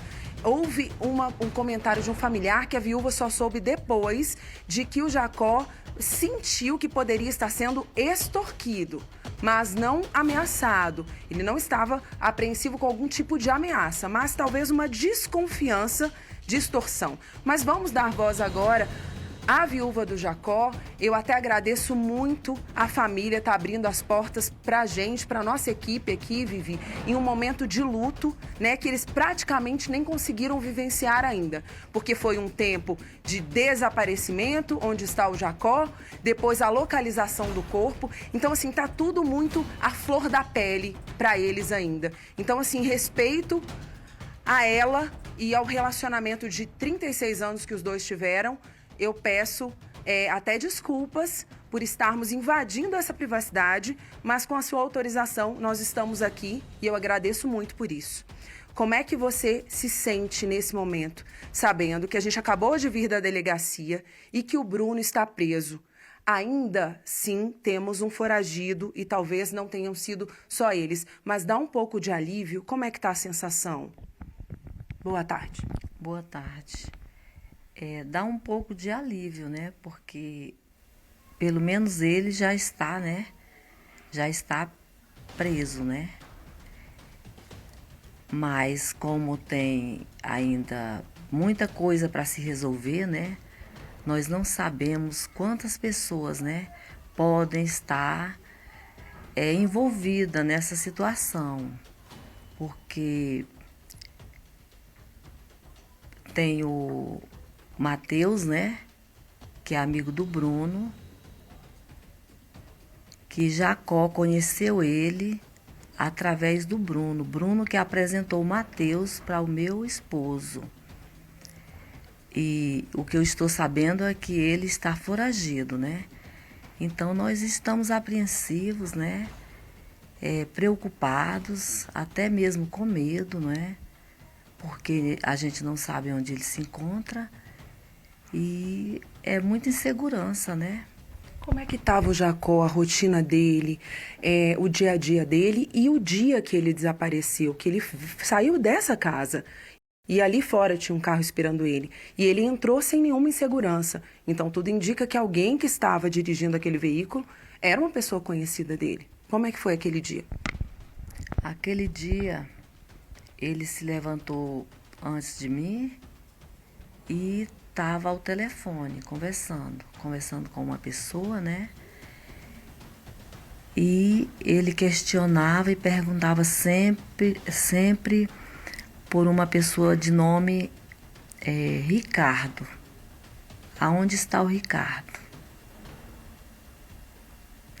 E tudo o que eu entendo é por causa da licitação que ia haver em Planaltina, que era de Planaltina de Goiás, que eles teriam falado que essa licitação iria acontecer aqui na cidade ocidental, devido os ônibus que eram, assim, uma quantidade, me parece que era 20 ônibus, né? 20 ônibus, e queriam fazer aqui na Ocidental. E aí meu marido desceu, né? E veio aqui para a cozinha e ficou por aqui falando, sempre conversando com a mesma pessoa e ao mesmo tempo sempre ele perguntava, e o Ricardo? E o Ricardo, né? Você não sabe quem é Ricardo? Eu perguntei para ele, Jacó, esse Ricardo é um que a gente já conhece, que mora em Ocidental? Ele falou, não, Iranilde, não é esse. Não é esse, é outro. Aí eu entendi que fosse o lá de Planaltina, né? Ele tinha que ir para Planaltina naquele dia, mas ele acabou indo para a cidade ocidental. Meu esposo, pelo que eu sei, ele é como que ele estivesse esperando esse Ricardo, não para ir em Planaltina, para ir em cidade ocidental, porque eles falaram, como eram muitos ônibus, que eles viriam para cá fazer a vistoria dos ônibus aqui na cidade ocidental. O Bruno, ele frequentava a casa, ele vinha aqui na sua casa, ele era uma pessoa de confiança. Depois o Matheus, vamos falar do Bruno, daqui a pouco eu quero te perguntar sobre o Matheus. Mas o Bruno, ele vinha pra cá, ele frequentava aqui, era uma pessoa que almoçava com vocês ali naquela mesa. Como é que era a relação com ele? Olha, depois que a gente mudou para essa casa, que nós morávamos no Ocidental, né? Aí viemos pra cá, porque aqui é um lugar mais tranquilo. Quando nós estávamos na Ocidental, o Bruno frequentava a minha casa, né? Inclusive, ele trabalhou um tempo com o meu esposo, né? Cuidando das coisas dele, né? Dos negócios dele, de ônibus, né? De conserto, abastecimento, essas coisas, né? Que ele precisava de alguém, né? Sempre tinha alguém que cuidava. Quando o Jacó desapareceu, vocês tiveram alguma desconfiança de que o Bruno poderia ter algum envolvimento? Quando o Jacó desapareceu, num primeiro momento eu não tive. A única coisa que eu pensei que seria o Matheus, porque o Matheus é que estava vindo aqui na minha casa. Ah, então chegamos no Matheus. O Matheus chegou a vir aqui. O Matheus vinha aqui. Muitas das vezes ele ficava ali fora. Eu me lembro de uma vez, ele aqui dentro da minha casa, eu nunca tinha me aproximado dele, né? E quando eu entrei, eu estava fora, que eu cheguei, que eu entrei, que eu olhei, eu perguntei, quem é? Aí ele se identificou. Aí eu cumprimentei. E foi isso? Foi isso. Inclusive, a polícia ainda investiga se esses 600 mil que foram parar na conta do Matheus, foram 4 transferências feitas pelo Jacó, se seriam por causa dessa licitação. Porque o Bruno confirma que teriam um valor em espécie, que seria um valor de R$150 mil e que teriam ido pagar uns juros. Por isso que o Matheus teria se encontrado com o Jacó naquele dia para pagar uns juros desse empréstimo. Então, o Jacó não faria uma transferência de R$600 mil para o Matheus se não fosse para essa licitação. Ou faria? Por pouco tempo que eles se conheciam, pelo menos a linha de investigação da polícia é que o Jacó não faria um montante alto para essa pessoa que entrou na vida de vocês há pouco tempo.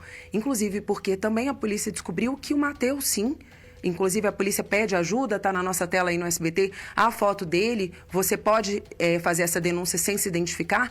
Como a gente já falou, entre em contato com o 97, mas a polícia acredita que o Jacó não faria essa transferência tão alta, embora, como foi uma indicação do Bruno e o Jacó confiava no Bruno, automaticamente o Matheus veio com essa confiança também.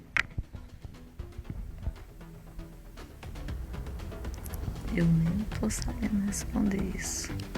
Isso daí ainda não está claro para a família. Essa relação do Jacó com o Matheus, mesmo ele já tendo vindo algumas vezes aqui.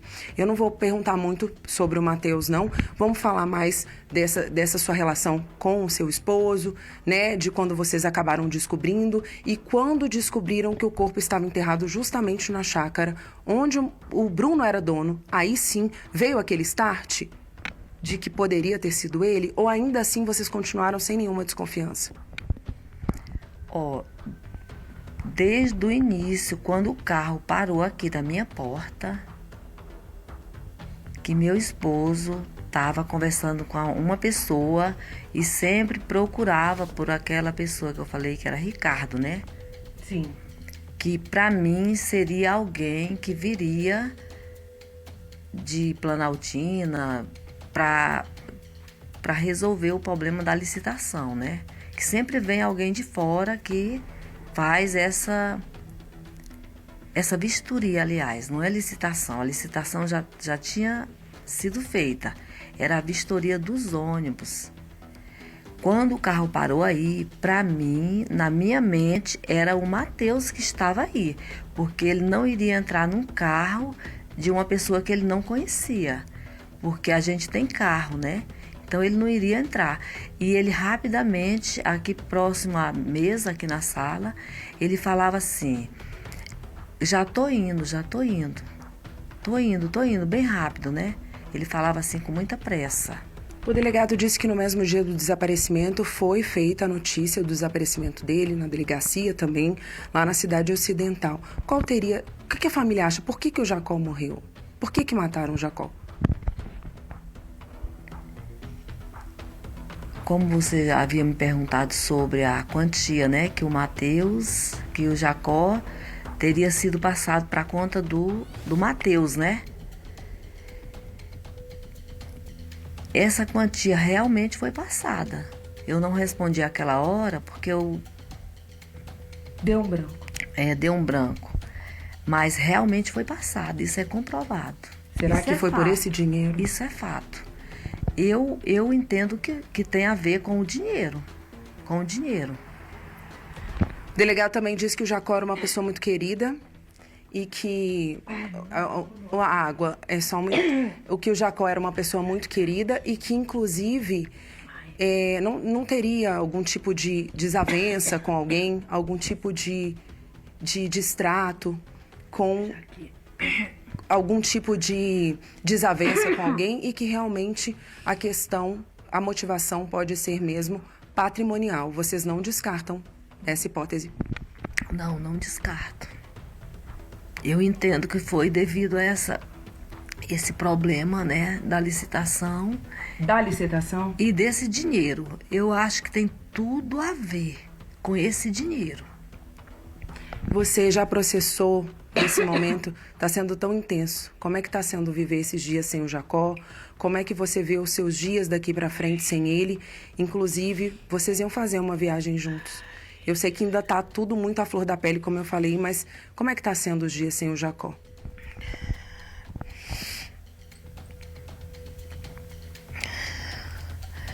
Para mim, é como que ele saiu e vai voltar ainda.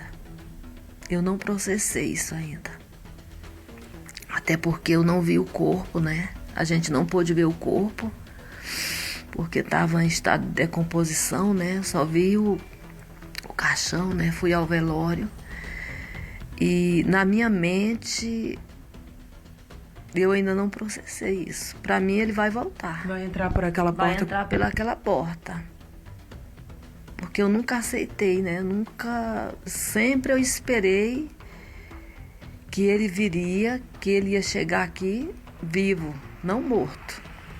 Mas eu sempre falava com ele, advertia ele, para ele não confiar nas pessoas, né? Porque esse Matheus mesmo tinha, acho que praticamente 3 meses que ele estava em contato com ele, né? Foi o Bruno que apresentou ele para o Jacó, né? Para meu esposo. Ele não conhecia esse Matheus. E o Bruno é que tinha amizade com ele. Mais de 3 anos que ele me falou. O Bruno mesmo me falou. E aqui em casa, o Bruno esteve, né? Mas ele não vinha aqui com frequência. Depois que nós mudamos da cidade ocidental, ele não vinha. Mas meu marido tinha contato com ele com o meu esposo, por telefone, lá na cidade, né? Por causa dos negócios, né? Mas no momento o Bruno não tomava mais conta dos negócios do meu marido. Olha, muito obrigada. Nossos sentimentos aí nesse momento. Que esse caso seja definitivamente elucidado, que possa se concluir, né, a participação de cada um dos suspeitos, né, qual o envolvimento deles e de que forma agiram, se mais pessoas agiram. Esse é o nosso desejo, que venha tranquilidade, né, diante de um momento desse. É até difícil, é complicado dizer qualquer coisa, mas esse é o nosso desejo, que a polícia consiga concluir essa investigação, que o seu coração esteja calmo e que a população que puder ajudar, como tem um suspeito foragido, a gente reforça que entre em contato com 197 ou até mesmo com 190 da Polícia Militar, enfim, que entre em contato com a polícia. Você não precisa se identificar, você pode denunciar de forma anônima. A polícia esteve na casa do Matheus, o Matheus chegou a ser ouvido antes, mas não como suspeito. Na casa onde ele morava, não tinha mais nenhum móvel lá. Ele saiu de lá, então segue como foragido. Tem aí um pedido de prisão contra ele. E a polícia, como a gente disse quando a gente entrou com o delegado, a polícia pede ajuda da população, sim, para ajudar a montar esse quebra-cabeça, para ajudar a prender o suspeito e concluir onde Jacó foi morto, já que a polícia já entendeu que não foi na chácara, por que Jacó foi morto, por quem. Então, ajude a polícia, denuncie. 197. Vivi, eu volto com você. Vanessa, a gente vai continuar acompanhando, claro, esse caso aí, até porque tem o Matheus que está foragido, a gente ouviu aí um outro nome que a gente não sabe se é mais uma pessoa envolvida, né, um tal de Ricardo, e claro que a gente vai estar acompanhando tudo isso, mas eu quero, acima de tudo, pedir para você também agradecer aí a esposa do Jacó, em nome de toda a equipe aqui do SBT, por ter conversado com a gente nesse momento tão difícil, né, e a gente aqui transmitindo os nossos sentimentos para toda a família. Obrigada, viu? Olha, agora a gente vai falar de atraso no pagamento de salário. Ninguém merece, né? Mas tem sido assim com alguns adolescentes inscritos no programa Jovem Candango. O repórter Maicon Leão esteve com alguns desses aí. Conta pra gente agora. É revoltante isso aí, né, Maicon? Pois é, Vivi, imagina você trabalhar ali o mês inteiro e aí quando chega na data de receber, simplesmente o dinheiro não cai na conta. Isso é o que tem acontecido com as pessoas que fazem parte aí do programa Jovem Candango, que são jovens ali, aprendizes, que trabalham normalmente na empresa ali 4 dias da semana, o quinto é um curso, para isso eles recebem uma bolsa. Na verdade, Vivi, deveriam receber essa bolsa, né? Porque o salário que deveria ter caído no dia 6, 7 desse mês, nós já estamos no dia 26 e nada, nem sinal. Seria ruim se acontecesse só esse mês, mas conversando com a galera aqui, André, eu descobri que isso está acontecendo desde setembro? Exatamente. Desde setembro vem decorrendo esses atrasos nos nossos salários. Começou com 3 dias, com 2 dias, 7 dias, 10 dias e hoje chegamos no auge, que já estamos indo no dia 26 e até agora a gente não recebeu esse nosso salário. Como é que vocês ficam nessa situação? A gente fica assim, triste, né, e muito indignado, porque a gente trabalha o mês todo para receber meio salário mínimo e a gente não consegue receber. Inclusive, muitos de nós, jovens, somos de periferia e a maioria, a renda familiar que tem dentro da casa é esse salário e que ainda atrasa. O que nos deixa mais revoltado ainda é que não nos deram nenhuma prévia de que isso poderia vir a acontecer e não nos dão nenhuma justificativa plausível para esse atraso desse nosso salário. Vivi, a gente está falando, como o Andrei disse, de jovens que muitas vezes são os responsáveis por complementar a renda em casa. Tem gente que já está com o cartão atrasado, você estava me contando que precisou pegar inclusive dinheiro emprestado, Luiz? Foi, tive que pegar R$400 com a minha namorada para quitar o cartão de crédito, porque eu precisei ajudar na conta de luz, na conta de água, que mudou o saneamento lá onde eu moro, e isso está atrapalhando muita gente, porque as pessoas acham que a gente tem esse direito de ter o salário atrasado por trabalharmos pouco, apenas 4 horas diárias. Porém, temos colégio, muitos de nós temos cursos à noite. E independente disso, sendo 4 horas, 2 horas, se nós temos um contrato regido por CLT, o direito nosso é receber pelos dias trabalhados. A gente não está pedindo um aumento, não estamos pedindo uma multa, não estamos pedindo nada. Nós só queremos nosso salário em dia, porque muitos de nós, como o Andrei falou, passamos necessidade. Dos requisitos para entrar no projeto é você ter o CadÚni, é você ser uma pessoa com necessidade. Então, assim, fica difícil o governo fechar os olhos para pessoas que precisam dessa ajuda. Não é muito, mas ajuda a gente. Ninguém está trabalhando lá porque quer o primeiro emprego, é porque precisa ajudar. E essa ajuda está faltando agora, entendeu? Já seria ruim, Vivi, se fosse só esse mês, mas está acontecendo desde setembro? Não, claro, ano passado o nosso 13º, por exemplo, atrasou 32 dias corridos. Era para ter sido pago no dia 30 de novembro, a primeira parcela, pagaram apenas no dia 6 de dezembro e a segunda parcela pagaram a gente dia 21 de dezembro. Quem conhece das leis CLT sabe que está totalmente errado e nenhuma justificativa foi dada, muito menos uma multa por atraso. Eles não fazem nada, não querem fazer nada e fecham os olhos para a gente toda vez que iremos reclamar com eles. Olha, a gente teve ali, né, um probleminha ali no finalzinho do link do Maicon, mas o que a gente estava vendo era exatamente o que eles nem precisavam pedir, né? Precisavam só receber pelos dias trabalhados. E nós entramos em contato com o GDF, que é quem promove o programa Jovem Candango, mas até agora não tivemos nenhuma resposta que explique o atraso nesse pagamento das bolsas desses jovens, que precisam desse dinheiro. Então, nosso espaço continua aberto aqui para que vocês possam trazer essa resposta e a gente possa ajudar esses jovens a entenderem o que está acontecendo, né? Gente, por falar em dinheiro, olha que notícia boa, hein? 82 milhões de trabalhadores vão receber parte dos lucros do FGTS, que é o Fundo de Garantia do Tempo de Serviço, né? E a Caixa Econômica vai distribuir já nessa quinta-feira parte desse dinheiro. A notícia, claro, que deixou muita gente animada, já fazendo ali as contas de quanto pode receber, mas aí ficou se perguntando também, quem tem direito? Qual que é o percentual desse lucro? Quanto que representa na conta da gente, né? O repórter Murilo Fagundes vai responder. Murilo, que notícia boa, hein? Olha, Vivi, é uma notícia boa sim, viu? Mas tudo vai depender de quanto o trabalhador tem depositado na conta do FGTS. Boa tarde de novo a você, boa tarde a todos.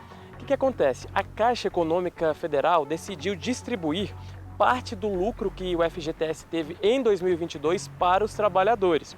Então, segundo o governo, serão distribuídos cerca de 12,7 bilhões de reais a 87 milhões de trabalhadores que tinham saldo no FGTS em dezembro do ano passado. Essas pessoas, então, vão ter direito a receber uma parte desse lucro ainda neste ano. E o montante, como eu disse, varia de pessoa para pessoa, né? Tudo vai depender de quanto ela tem depositado na conta do FGTS.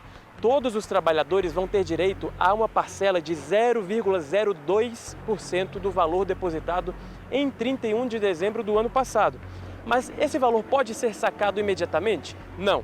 As regras continuam as mesmas. Por exemplo, você só pode sacar o seu FGTS se for demitido sem justa causa, se for financiar um imóvel e por aí vai. Então, a novidade é que vai ser depositado na conta do FGTS de 87 milhões de brasileiros essa porcentagem aí do lucro que a Caixa teve. Para saber o seu valor depositado na conta do FGTS, é só acessar o site da Caixa Econômica Federal ou baixar o aplicativo FGTS Vivi. É com você. Obrigada, Murilo. Olha, até vim pro lado de cá, porque quando a gente fala em dinheiro, né, todo mundo fica muito animado. Aí alguns vão receber aí, outros têm que estudar bastante para poder conseguir um emprego. Então, atenção, concurseiros. Vocês estão aí de olho nos cargos que vocês sonham em assumir? Estão sabendo, né, que o governo anunciou novos concursos e, ao todo, já são mais de 8.000 vagas efetivas liberadas para este ano. A gente está vendo aqui, ó, 8.146 vagas efetivas. E aí o seguinte, olha, são confirmados agora, nesses novos pacotes aqui, né, 19 órgãos diferentes que vão oferecer essas vagas. Entre elas estão o de agências reguladoras como a ANAC, que são 70 vagas, a Anatel, 50 vagas, o Banco Central, que tem 100 vagas, e aqui, olha, também o Ministério, são vários ministérios que estão oferecendo essas vagas, né? Mas o Ministério de Gestão e da Inovação em Serviços Públicos é o que tem mais vagas para oferecer. Olha só, são 500 vagas. E os salários estão variando ali, olha, de 6 mil a 21 mil reais. Então, muita gente fica aí interessada, né, querendo estudar. Lembrando que há vagas para ensino médio e para ensino superior. Mas é o seguinte, os editais ainda não saíram, né? E quem é concurseiro sabe muito bem que precisa o quê? Precisa de começar a estudar muito antes. Então, a gente vai te ajudar, tá bom? É o seguinte, a gente trouxe isso daqui e agora tem dicas para você também de um professor, de um cursinho, para poder te orientar mais ou menos aí. Como é que você começa? Roda pra gente.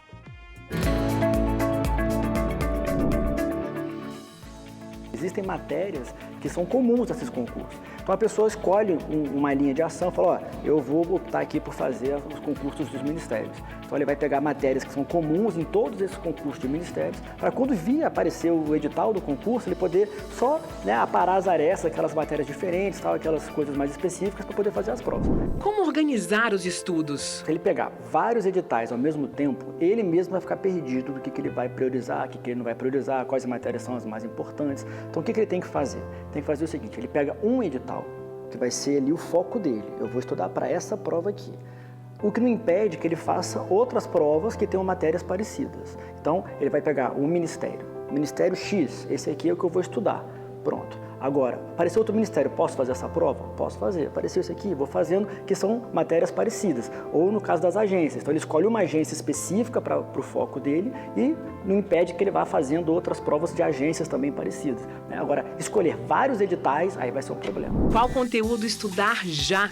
Com relação ao conteúdo, algumas matérias elas são coringas.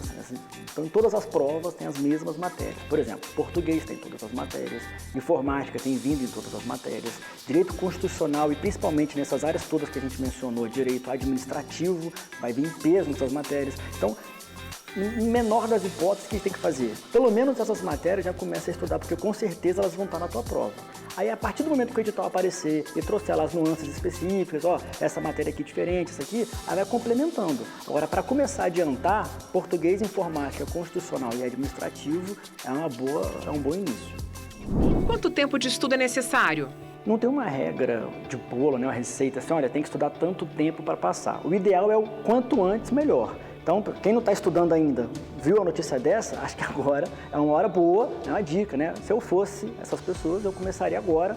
Muito melhor começar agora do que começar só quando sair o edital. Então, quanto tempo é necessário para passar? O máximo que der.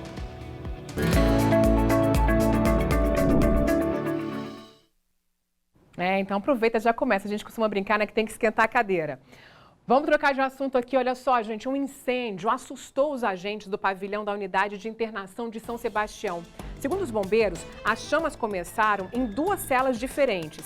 O repórter Maicon Leão volta a conversar com a gente aqui agora para poder esclarecer melhor como é que foi esse susto. Vou falar que você hoje, né, tá nesses assuntos. A gente falou agora há pouco sobre um susto aí na esplanada dos ministérios por conta de uma suspeita de bomba. Daqui a pouco a gente volta a falar sobre isso. E agora esse outro susto também nessa unidade de internação. O que foi que aconteceu por lá? Vivi, é susto atrás de susto, viu? O Corpo de Bombeiros tem trabalhado bastante nessas últimas 24 horas. Isso foi ontem, pouco antes das 8h30 da noite, quando os agentes se depararam ali com a fumaça, esse incêndio em 2 celas dessa unidade socioeducativa. Eles rapidamente chamaram o Corpo de Bombeiros, que deslocou. Enquanto isso, Vivi, eles utilizaram ali os extintores de incêndio para combater esse fogo. A gente vai entender mais os detalhes dessa ocorrência agora ao vivo com o Capitão Abreu, que está aqui com a gente. Capitão, mesmo essa unidade ficando um pouco mais afastada ali do centro de São Sebastião, os bombeiros conseguiram chegar rapidamente, né? Boa tarde. Não, perfeito. O tempo-resposta foi bem reduzido. No caso dessa ocorrência, nós temos que elogiar bastante também o trabalho ali dos agentes socioeducativos, porque no momento que eles interviram ali, os agentes extintores da própria unidade, eles nos acionaram. Simultaneamente essa ação, eles foram resolver o problema. Chegando a primeira equipe, do 17 GBM daquela localidade, São Sebastião, eles se resumiram nas ações de resfriamento do local e a utilização de ventiladores potentes para a retirada da fumaça tóxica, que poderia também estar prejudicando aí outras crianças, outros menores daquele módulo, daquele pavimento. Vivi, o incêndio, para quem está em casa entender, ele consumiu ali alguns colchões e a gente sabe como é que é a fumaça do colchão, normalmente aquela fumaça preta, e a gente está falando de um local fechado ali, ou seja, é difícil dessa fumaça sair, podendo inclusive provocar problemas respiratórios. Então, mesmo não tendo mais o fogo ali, o Corpo de Bombeiros ainda teve um trabalho para tentar normalizar a situação dentro da unidade, capitão. Não, perfeito, sim. Após todas essas ações, retirada da fumaça, o ambiente já seguro para as outras pessoas que ali estavam, até mesmo os agentes. As crianças foram avaliadas, 2 foram avaliados, e constatado que não tinham se intoxicado com a fumaça, não havendo, portanto, a necessidade de transporte à unidade de saúde. Vivi, como a gente está falando de uma unidade responsável por atender ali crianças e adolescentes que cometeram atos infracionais, quando a gente fala de dano ao patrimônio público, no caso de pessoas maiores de idade, trata-se de crime de dano ao patrimônio público. Como são menores de idade, o ato infracional análogo a esse crime. Toda a situação vai ser investigada ainda para entender aonde começou, de que forma, quem são os responsáveis, mas o trabalho do Corpo de Bombeiros agora é paralelo ao da Polícia Civil na questão da perícia, para tentar entender e explicar o que aconteceu ali, né, capitão? Perfeitamente. A Polícia Civil vai fazer o trabalho dela, investigativo, vai fazer a perícia, e o Corpo de Bombeiros posterior efetua também a perícia, e os laudos naquele prazo de 30 dias que se tem vão ser confrontados aí para saber em que circunstâncias, o que aconteceu. Deve ser aberto um procedimento dentro daquela unidade também para ver que situações ali. É interessante citar mais uma vez que o acionamento rápido ali das pessoas que hora ali trabalhavam, dos agentes ali, foi de bastante importante no caso de não haver vítimas aí intoxicadas na produção dessa fumaça em virtude da queima dos colchões. Capitão, alguém chegou a ficar ferido? Não houveram vítimas nessa ocorrência. Vivi, olha, em relação ao incêndio, a Secretaria de Justiça e Cidadania aqui do Distrito Federal informou que o incêndio ocorrido na unidade de internação, que o Corpo de Bombeiro foi acionado rapidamente, os servidores também prestaram esses serviços necessários ali para garantir a segurança, que felizmente ninguém ficou ferido, mas que a situação agora vai ser investigada, Vivi. O Maico, obrigada por trazer as informações aí sobre esse incêndio. Agora, atualiza a gente, por favor, quem está chegando agora também, para ficar por dentro do que está acontecendo aí na Esplanada dos Ministérios. Mais cedo, né? Houve uma suspeita de bomba numa mala perto do Ministério do Desenvolvimento. Os funcionários tiveram que evacuar o prédio. Alguns funcionários, inclusive, se sentiram mal, precisaram de ser socorridos ali pelo Corpo de Bombeiros. A gente está vendo as imagens aí de mais cedo um pouco. Todo mundo ficou ali fora, sem saber, ainda meio apreensivo, sem saber se poderia voltar, se estava acontecendo algo mais sério, e todo mundo aguardando. E a gente mostrou aqui ao longo do jornal todo o trabalho que estava sendo feito para poder, da operação também antibombas, para poder tentar entender se era de fato real ou não. Como é que está a situação aí agora, Maicon? Já identificaram, então, o que tinha dentro dessa mala? Sim, Vivi, a gente acompanhou agora há pouco esse trabalho do Esquadrão Antibombas da Polícia Federal, justamente fazendo a leitura ali, aquele primeiro momento que a gente até comentou que ele estava mais tranquilo ali no meio do estacionamento, na verdade não era a mala que ele tinha levado para o meio desse estacionamento, e sim um equipamento para fazer a leitura dessa mala. Foram feitas pelo menos 4 sessões ali de raio-x para identificar o que tinha ali dentro. Assim que essa leitura terminou, esse próprio agente com aquela roupa especial abriu a mala e daqui de fora o que a gente teve de visão foi ele retirando várias roupas de dentro dessa mala. A gente ainda não teve um posicionamento oficial da Polícia Federal ou do Ministério da Cidadania para explicar se realmente foi descartado 100% essa ameaça, o que tinha ali, mas vendo daqui de fora era apenas essa questão de roupas mesmo. A gente vê que o isolamento ele já foi inclusive retirado. Eu vou até pedir para o Rogério tirar a câmera do tripé para a gente tentar chegar um pouquinho mais próximo agora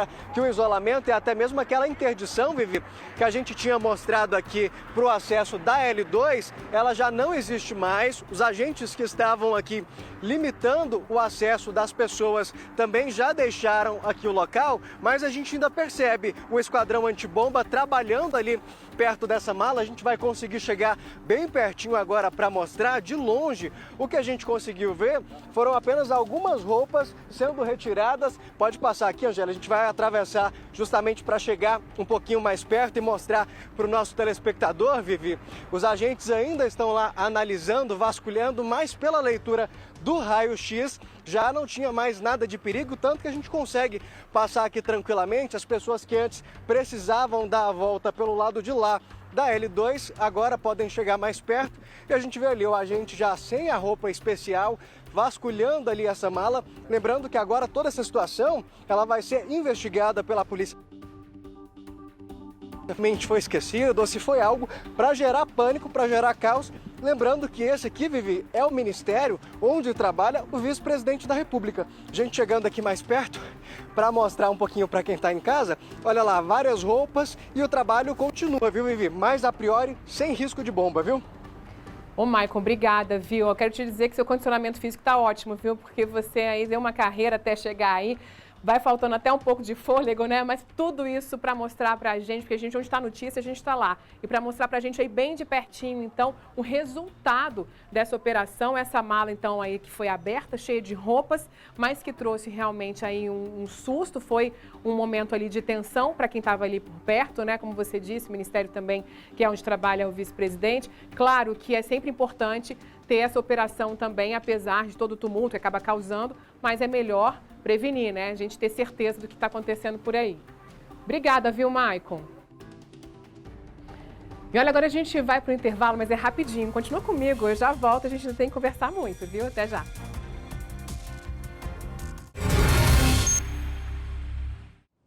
Estamos de volta e para você que está chegando agora, boa tarde, seja bem-vindo. Já fique atento a essa informação aqui. Olha só, a polícia do DF mira um grupo suspeito de aplicar um golpe em idosos.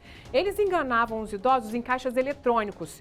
Esse crime aí era praticado em terminais instalados normalmente em supermercados daqui da cidade. Algumas das ações foram registradas pelo circuito de segurança. Elas mostram o momento que os bandidos, eles fingem ajudar as vítimas, mas acabam roubando os cartões. Olha quantas vezes a gente fala, né? A gente orienta aqui, não aceite nenhuma ajuda, principalmente quando você está ali num caixa eletrônico, tirando dinheiro. Enfim, é importante demais ter atenção e comprovando agora com esse golpe aí que estava sendo aplicado. A repórter Vanessa Vitória tem mais informações pra gente. Bebê, explica melhor para o pessoal ficar atento aí como é que eles praticavam esse golpe. Oi, Vivi, voltamos. Oi para você, para todo mundo que está acompanhando a gente aí desde o comecinho e para quem entrou agora também. Vivi, aquele típico crime que as pessoas se aproveitam, os criminosos se aproveitam da confiança alheia. Como você disse aí, tem uns circuitos. Os idosos estão ali usando o caixa eletrônico e aí os outros chegam para ajudar. É aquela típica ajuda que a gente dispensa sempre e que todo mundo deveria fazer o mesmo. Mas o que eles fazem? Não é só aquela ajudinha, não, deixa eu te ajudar, não. Eles aproveitam pegando um papel que diz que sai do caixa eletrônico e aí engana o idoso. Em uma situação que foi registrada em Vicente Pires, na delegacia lá, 38ª DP, como você falou, é uma associação criminosa aí do Ceará. Inclusive, uma prisão que aconteceu foi em parceria com a polícia de lá. E aí, o que eles fazem? Vieram aqui para o DF para se aproveitar da inocência das pessoas. Em uma das ações, o criminoso falou assim: olha, senhor, o senhor vai ter que pagar uma multa, uma multinha, olha só, R$ 79,99, porque o senhor vai ter que renovar a senha do senhor. Então, se o senhor não renovar a sua senha, o senhor vai acabar tendo que pagar essa multa. Aí, o que aconteceu? O moço acreditou, falou, não, então eu prefiro não pagar essa multa, deu cartão para oferecer ajuda e aí ele devolveu um cartão de uma outra pessoa. Quando esse senhor, esse crime que aconteceu, olha, eles já estavam atuando há um tempo, viu, Vivi? Isso aí foi lá no fim de 2022, tem vários registros, são ao todo aí pelo menos 7 ou 8 registros, teve agora em fevereiro de novo, o mesmo jeito de agir, de operar, e aí o senhor pegou, tá saindo lá, tá vivendo a vida dele, olhou assim, ué, peraí. Ele deixou de pagar R$ 79,99, que na verdade não tinha que pagar nada, que isso foi uma invenção do criminoso para enganar ele. E quando ele olha, o que ele teve? Um prejuízo de R$ 1.400 e um outro prejuízo de R$ 2.000. Porque além de fazer saques, eles também fizeram compras. Então, um total aí de mais R$ 440. Então, teve R$ 1.400, R$ 2.440. Olha o outro caso, com um senhor de 70 anos de idade. Esse foi de 70 anos e agora com um senhor de 71 anos, também apurado lá pela delegacia de Vicente Pires. Mesma coisa, caixa do supermercado, o senhor foi lá fazer a tramitação dele, pegar um dinheirinho dele. Aí os aproveitadores, a gente vê nas câmeras, aparece, né? Inclusive, é bem nítido, dá pra ver. A gente vai pedir ajuda aí pra localizar um que ainda não foi capturado. E aí a mesma coisa acontece quando o senhorzinho vê prejuízo de R$ 2.800. Vivi, eu vou chamar a sonora do delegado agora para a gente ouvir o que ele tem a dizer e contar um pouquinho mais sobre esse crime. Vamos lá. Nessa semana foi dado cumprimento ao mandado de prisão preventiva de um dos integrantes de uma associação criminosa especializada na subtração mediante fraude de cartões bancários de idosos para posterior utilização em compras ilícitas e saques indevidos. O investigado Ademir Silva Pereira, ele foi preso durante uma operação conjunta da Polícia Civil e da Polícia Militar do Ceará. Ele foi localizado na cidade de Novo Oriente, local de onde esse grupo criminoso é oriundo. Além do investigado, a Polícia Civil aqui do Distrito Federal conseguiu identificar outro integrante dessa associação criminosa, é uma pessoa identificada como Ícaro, também oriundo dessa cidade, Novo Oriente, no Ceará. O Ícaro, ele ainda não foi localizado e ele está com mandado de prisão preventiva em aberto. Além dos dois, existe um outro integrante, um terceiro membro dessa associação criminosa, o qual ainda não foi identificado. Então, a Polícia Civil aqui do Distrito Federal solicita o apoio da população, a ajuda de quem conheça esse homem. Por favor, forneça seus dados através do prefixo 197. Todas as informações serão checadas e a identidade do colaborador segue anônima. Pois é, super importante a gente trazer esse caso aí, né, Vivi? A gente sempre faz um alerta. A gente estava vendo ali num supermercado movimentado, quando é que ele ia imaginar que estava passando ali por um golpe, né? Então, não só para os idosos, mas muitas vezes outras pessoas estão ali na boca do caixa, tem alguma dúvida e aí acaba confiando em outras pessoas. A gente vê ali, olha, o pessoal ali meio que disfarçando ao lado e aí, de repente, acaba confiando em quem está perto. Mas, olha, quando se trata de cartão de crédito, senha, sempre desconfiem. É isso que a gente precisa alertar aqui. Obrigada, Vavê. Até já. Vamos falar agora de uma mulher de 27 anos que está desaparecida. Mais uma pessoa desaparecida aí, né? Olha, Rayane Karine Silva Gomes, ela foi vista pela última vez ontem na UPA de São Sebastião. Segundo a família, ela chegou a fazer um cadastro para triagem na unidade de saúde por volta das 3 horas da tarde. Olha, ela vestia uma blusa vermelha, saia verde e estava com uma mochila preta. A família informou também que ela passou por uma medida protetiva contra um ex-namorado que recentemente a ameaçou. Então, quem tiver qualquer informação sobre o paradeiro de Rayane, entre em contato nesse número que está aparecendo aí na tela para vocês, que é o 99875-5393. A gente espera muito que ela seja encontrada bem. Agora, olha só que iniciativa bacana, gente, do Capital Moto Week. Movimentou aí o fim de semana, né? oficinas profissionalizantes gratuitas. No total, são 6 cursos com 12 horas de aulas presenciais que vão até o dia 29 de julho. Então, para você que quer saber mais dessa oportunidade, a gente, claro, que vai acionar agora a repórter Kátia Gomes, que está lá na Granja do Torto e traz, então, todos os detalhes diretamente do Capital Moto Week. Kátia, conta pra gente aí, hein? Oi, Viviane. Pois é, olha só que iniciativa bacana. Essa é a primeira vez que o Capital Moto Week traz essa iniciativa de oferecer cursos profissionalizantes. E como você disse, são 6 cursos. Eu vou falar para vocês, olha, tem oficina de assistente de produção cultural, oficina de hold e apoio na produção de palco, oficina de produção fotográfica e audiovisual para redes sociais, oficina de designer gráfico e também oficina de manutenção de celulares. Inclusive, estamos aqui acompanhando agora uma dessas oficinas. A novidade é que teve, né, todas essas oficinas esse ano, mas infelizmente as turmas já foram preenchidas para esse ano. Não dá mais tempo de se inscrever, mas vamos falar, claro, sobre essa iniciativa muito bacana. Eu vou conversar aqui com a Patrícia Mazzoni, que é coordenadora de sustentabilidade, né, sobre essa ideia, esse projeto de trazer cursos profissionalizantes aqui para o Capital Moto Week.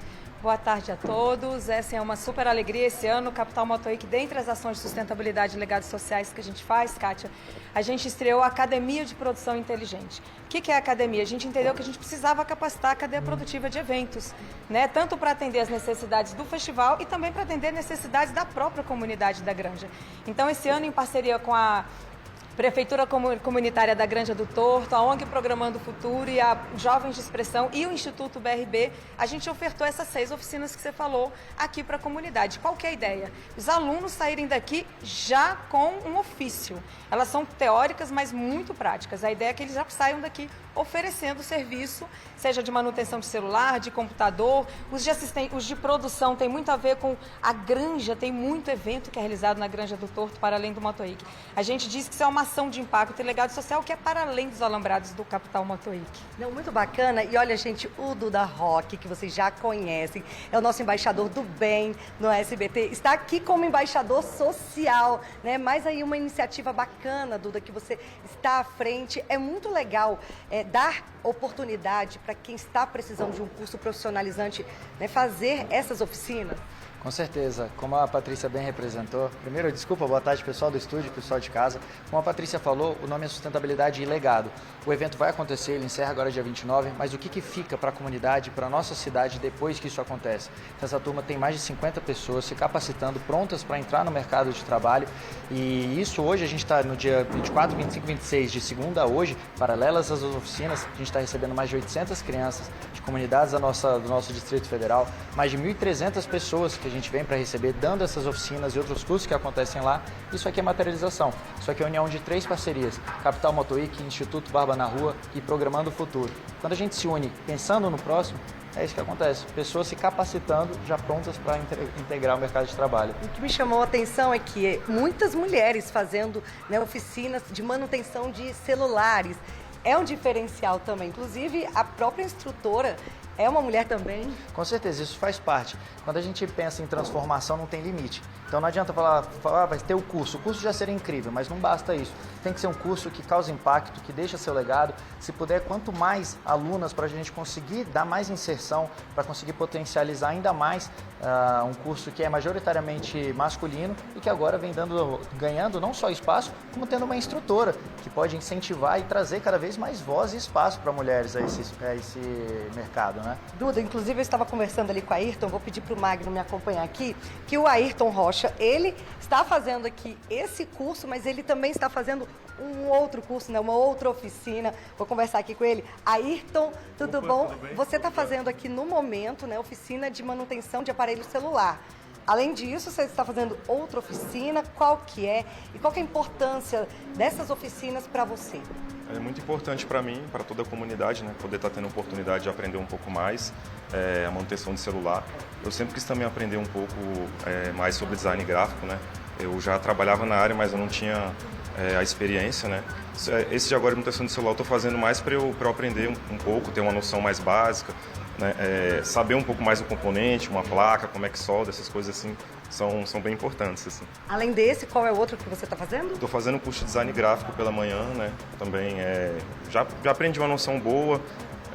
Tô aprendendo, tô podendo crescer, tô podendo incrementar meu currículo, né? Isso que importa. E quem sabe arranjar um emprego na área depois. Olha que maravilha. Então, vou aproveitar aqui, né, que o Magno já está fazendo imagem das meninas. Posso falar um minutinho com você? Queria saber, o que te trouxe, né, para fazer um curso de manutenção de aparelho celular? Que a gente percebe que geralmente mais homem que mexe nessa área. Eu quis me profissionalizar nessa área porque eu também já fiz os outros cursos da ONG. E aí, como eu já trabalho no ramo, eu quis me especializar na área. Qual que é o seu nome? Agnes. Agnes, muito obrigada pela sua participação. E você, só para finalizar, por que você veio aqui fazer esse curso? Você gosta da área? O que te chamou a atenção? Quis conhecer um pouquinho melhor sobre como era dentro do celular, para entender e para talvez arrumar um emprego depois também. Qual que é o seu nome? Raíssa. Você já fez as outras oficinas ou essa é a única? Tô fazendo de design gráfico também. Olha que legal, né? Tudo visando aí, quem sabe, né? Um futuro emprego. Aham.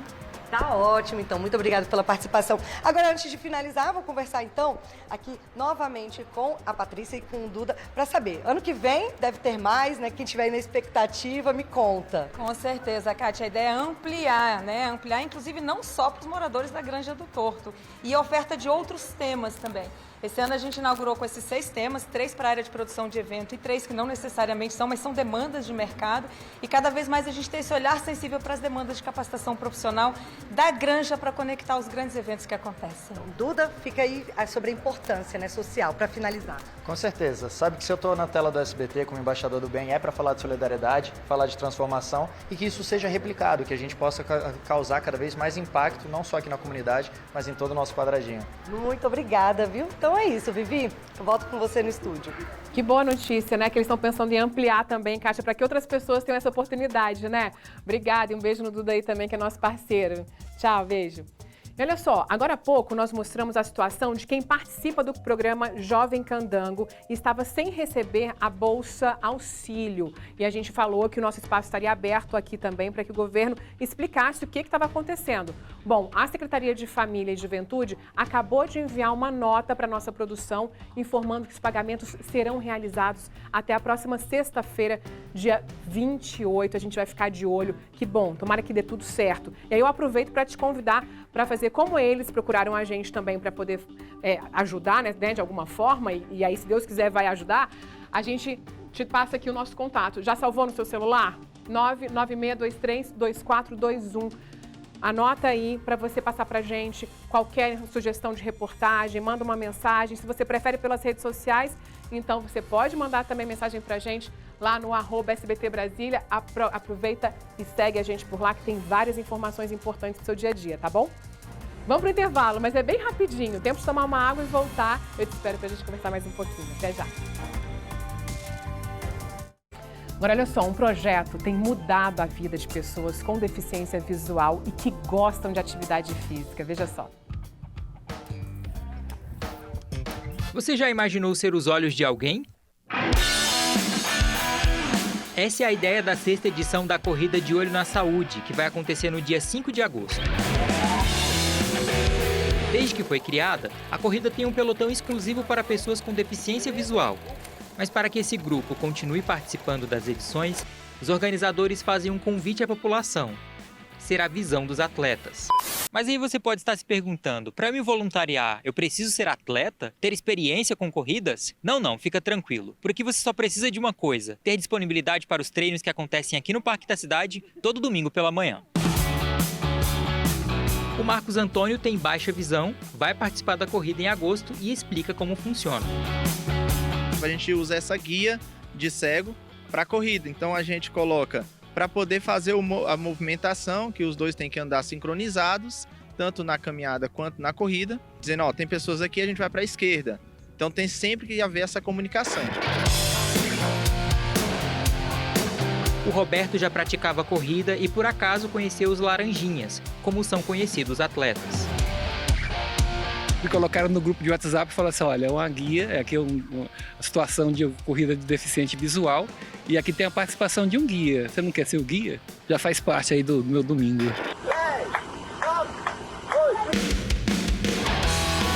Além de 5 e 10 quilômetros, a corrida também tem a caminhada, com um percurso de 3 quilômetros. E a Denise já está treinando para fazer a prova. Isso motiva a gente vê pessoas com deficiência visual que estavam em casa paradas e fala, Denise, obrigado por esse projeto, continua. Esta é a única corrida de Brasília que leva às ruas os atletas com deficiência visual. O que a gente quer é isso, é incentivar o esporte, fazer essa inclusão do deficiente visual, mostrando que ele é capaz de participar, né, de qualquer atividade, assim como uma pessoa que enxerga também.